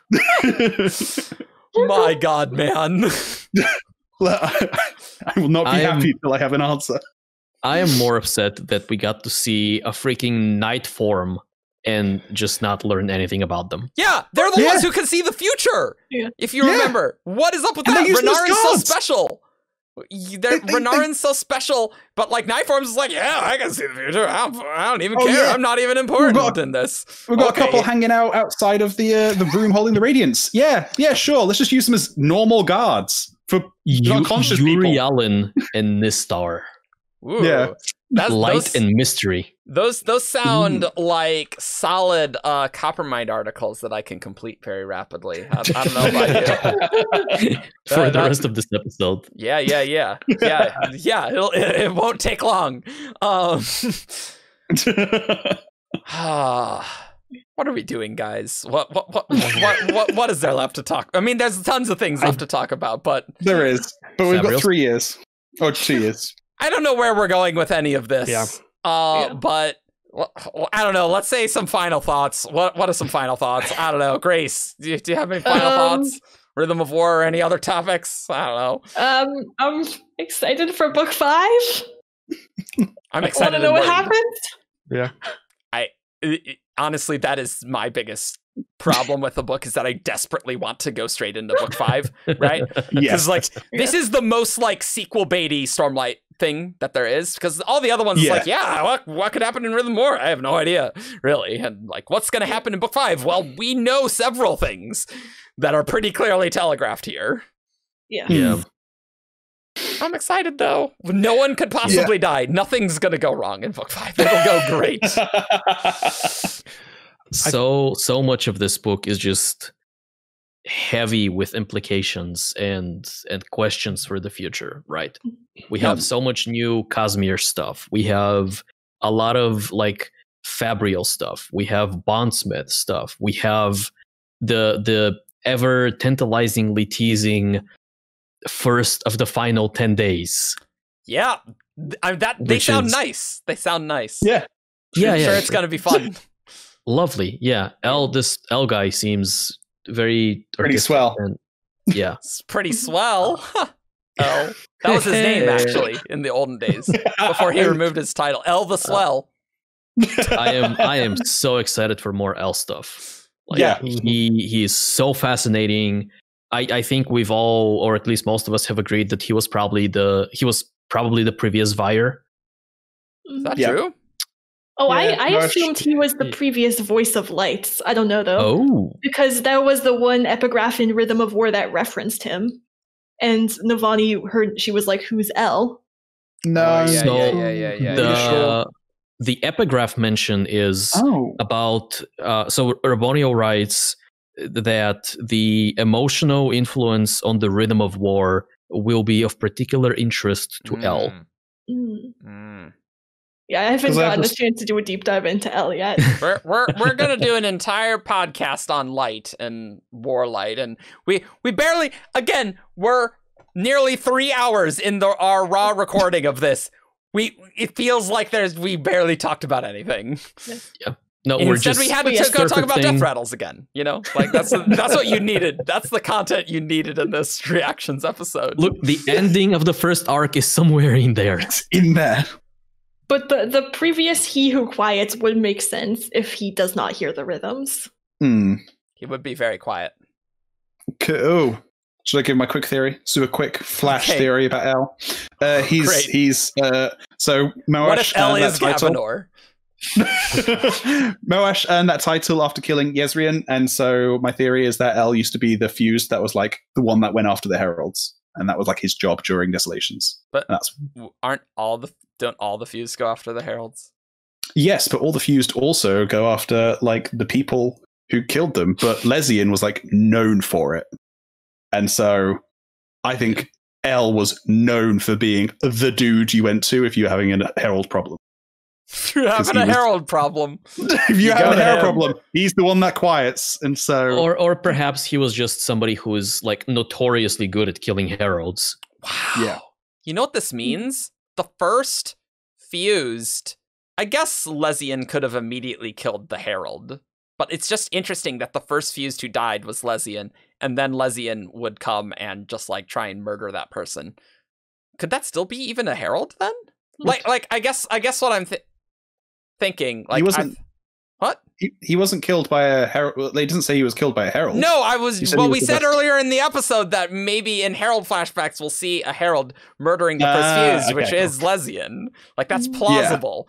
Because they'll like have super magical powers and blades and stuff and probably be awesome. So it's just interesting if Lezian just got killed by a normal human. Like, maybe they just mean the first fused who died who was not a herald. Who didn't die to a herald, maybe. I don't know. Yeah. It's hard to say. Shrug. I feel like this book gave us a lot to theorize on and think about up to book 5, so I'm excited about that. A little bit. And a lot of science to do. Yeah. I am really wondering what's going to happen with Navani and the Fabrials, right? Like, what is going to happen? I've absolutely no idea how they're going to solve that. There's something that always feels like it gets swept under the rug for me, and that is the whole force multiplication thing they discovered. Yeah, that's true. Like, that's kind of important. Huge, but it's also overshadowed by all of the other huge things that are being discovered. Like, this is a game changer in technology. Yeah. That's really overpowered. Oh, that's how they're going to scale up the airships. Yep. Yeah. Yeah. That just struck me. Yep. Go. You have an airship model, and it moves like this much, and then that doesn't sound overpowered at all. I think if there's any book in the Cosmere to point to, is like, this book changes everything. It's a rhythm of war. Yep. Both for the Cosmere and for Stormlight. Yeah. Like, anti-investiture is like, no one is safe anymore. Yeah. Hey, everyone can get thefted. You know, Ranad. You know all those honor spren that Adolin just convinced to go bond people? It's like, now's a great time for spren to be bonding people. It's not like there's a crazy frickin' herald killing the spren in the physical realm or anything. What that even does, I have no idea. Like, are they like permadead? That reminds me. I don't know. But also any investor. Yeah. Ishar just teleported his entire army, like, right next to Lasting Integrity, where there are hundreds of Deadeyes. Oh, no. Yeah, because Lasting Integrity isn't. Is that going to be the start? Yeah. Is that going to be the start of Adolin and Shallan in book 5? It's like they leave and it's just Ishar's army. That'd be excellent. That sounds awesome. See honor spren fighting, like, yo, let's go. And Ishar is really, really going to want these Deadeyes probably for his experiments. And the honor spren are really going to be like, no, we care for Deadeyes. And so, like, that's going to be their conflict, or one of their conflicts there. We'll get some Kellic and Ishar drama, because they'll butt heads over that. All right. Oh, I'm liking this. This is like a solid... This is like a good plot one, like a part 1 plot for Shallan and Adolin. Yeah. The Siege of Lasting Integrity. I am like, this was the most exciting thing said during this podcast for me. I'm so pumped now. I'm like, all right, let's go. I'm like staring at my map being like, for parts 2 and on or whatever, we can send Shallan and Adolin to Shinovar, because we're going to discover that that's where Baro Mishram is. And she's going to reconnect with Kaladin and Zeth there. Or like they like Ishar maybe doesn't siege Lasting Integrity, and Shallan and Adolin follow Ishar, and then they go with him in, like, when Ishar goes through whatever perpendicularity, they just hop through that, and then they're in Shinovar, and then they're like, hey, what's up? We're in Shinovar. Yep. That's what they say. And then, so I had a terrible thought, and then I realized that it was a terrible thought. Okay. But I was like, what if there are no Spren in Shinovar because Ishar has killed them all? Oh, God. Wow. Ouch. Oof. Right, are we wrapping up, or? I don't know. I feel like there will be complaints because we didn't do Who's That Cosmere character last time, but we have been talking a while. There's so much Rhythm of War. I think we can go without. Let's go without. Yeah. All right. Here's my Will Shaper pen, by the way. Yeah, I know. I wore it on the last nice. one. It's nice. It is very shiny. I love those. I do not. I am excited to get the rest of the Kickstarter ones, but yeah. The leather bound is really nice, though. By the way, it's really pretty. I see it. Yeah, it's nice. I can't point backwards and to the side, but there we go. There we go. I learned how to point. Well, good job. I think on that very lovely note, whatever. You can find all of these very fun discussions on 17shard.com. You can talk in our forums. You can talk in our Discord. There's lots going on. There's a lot to talk about. I think Discord has been consistently busy always for all eternity now. Yeah. You can every once in a while I think like, oh, I should go share this on Discord, and I turn it on, and like people are just like, I'm like, well, I'm gonna have to wait to share this. Yeah. I was gonna say that the longest gap I've seen in conversation in the Rhythm of War spoilers channel has been 3 minutes with nothing being said. Wow. Yikes. Well, you can join in those very exciting discussions on Discord. They will be very lively. That is the place you want to be. And you can find all news and stuff on our Facebook, Twitter. You can subscribe to us on YouTube. We got lots of stuff coming your way. Lots of Rhythm of War content. We're weekly podcasts for a while. You can leave us a review on iTunes. You can support us on Patreon if you want more of these very long podcasts. Sometimes short stuff. Yeah. We sometimes have short videos. Sometimes. Sometimes. Oh, I didn't talk about one other thing. Capital I intent for shards is very cool. There we go. All right, cool. That's my final thought. Gotta get that in there. There'll be a video on that next week, I think. Yeah, we will see you all next time for something else. I think we're going to be talking about Evgeni next on this podcast, because I think that's what we got to talk about. I think that's next. Turns out things happened with him. Yeah, that's kind of really important for us to do. So that'll be next. So we'll see you all next time for that. Bye. Bye-bye. Diaforms. I'm sorry everyone's so pixely. Call.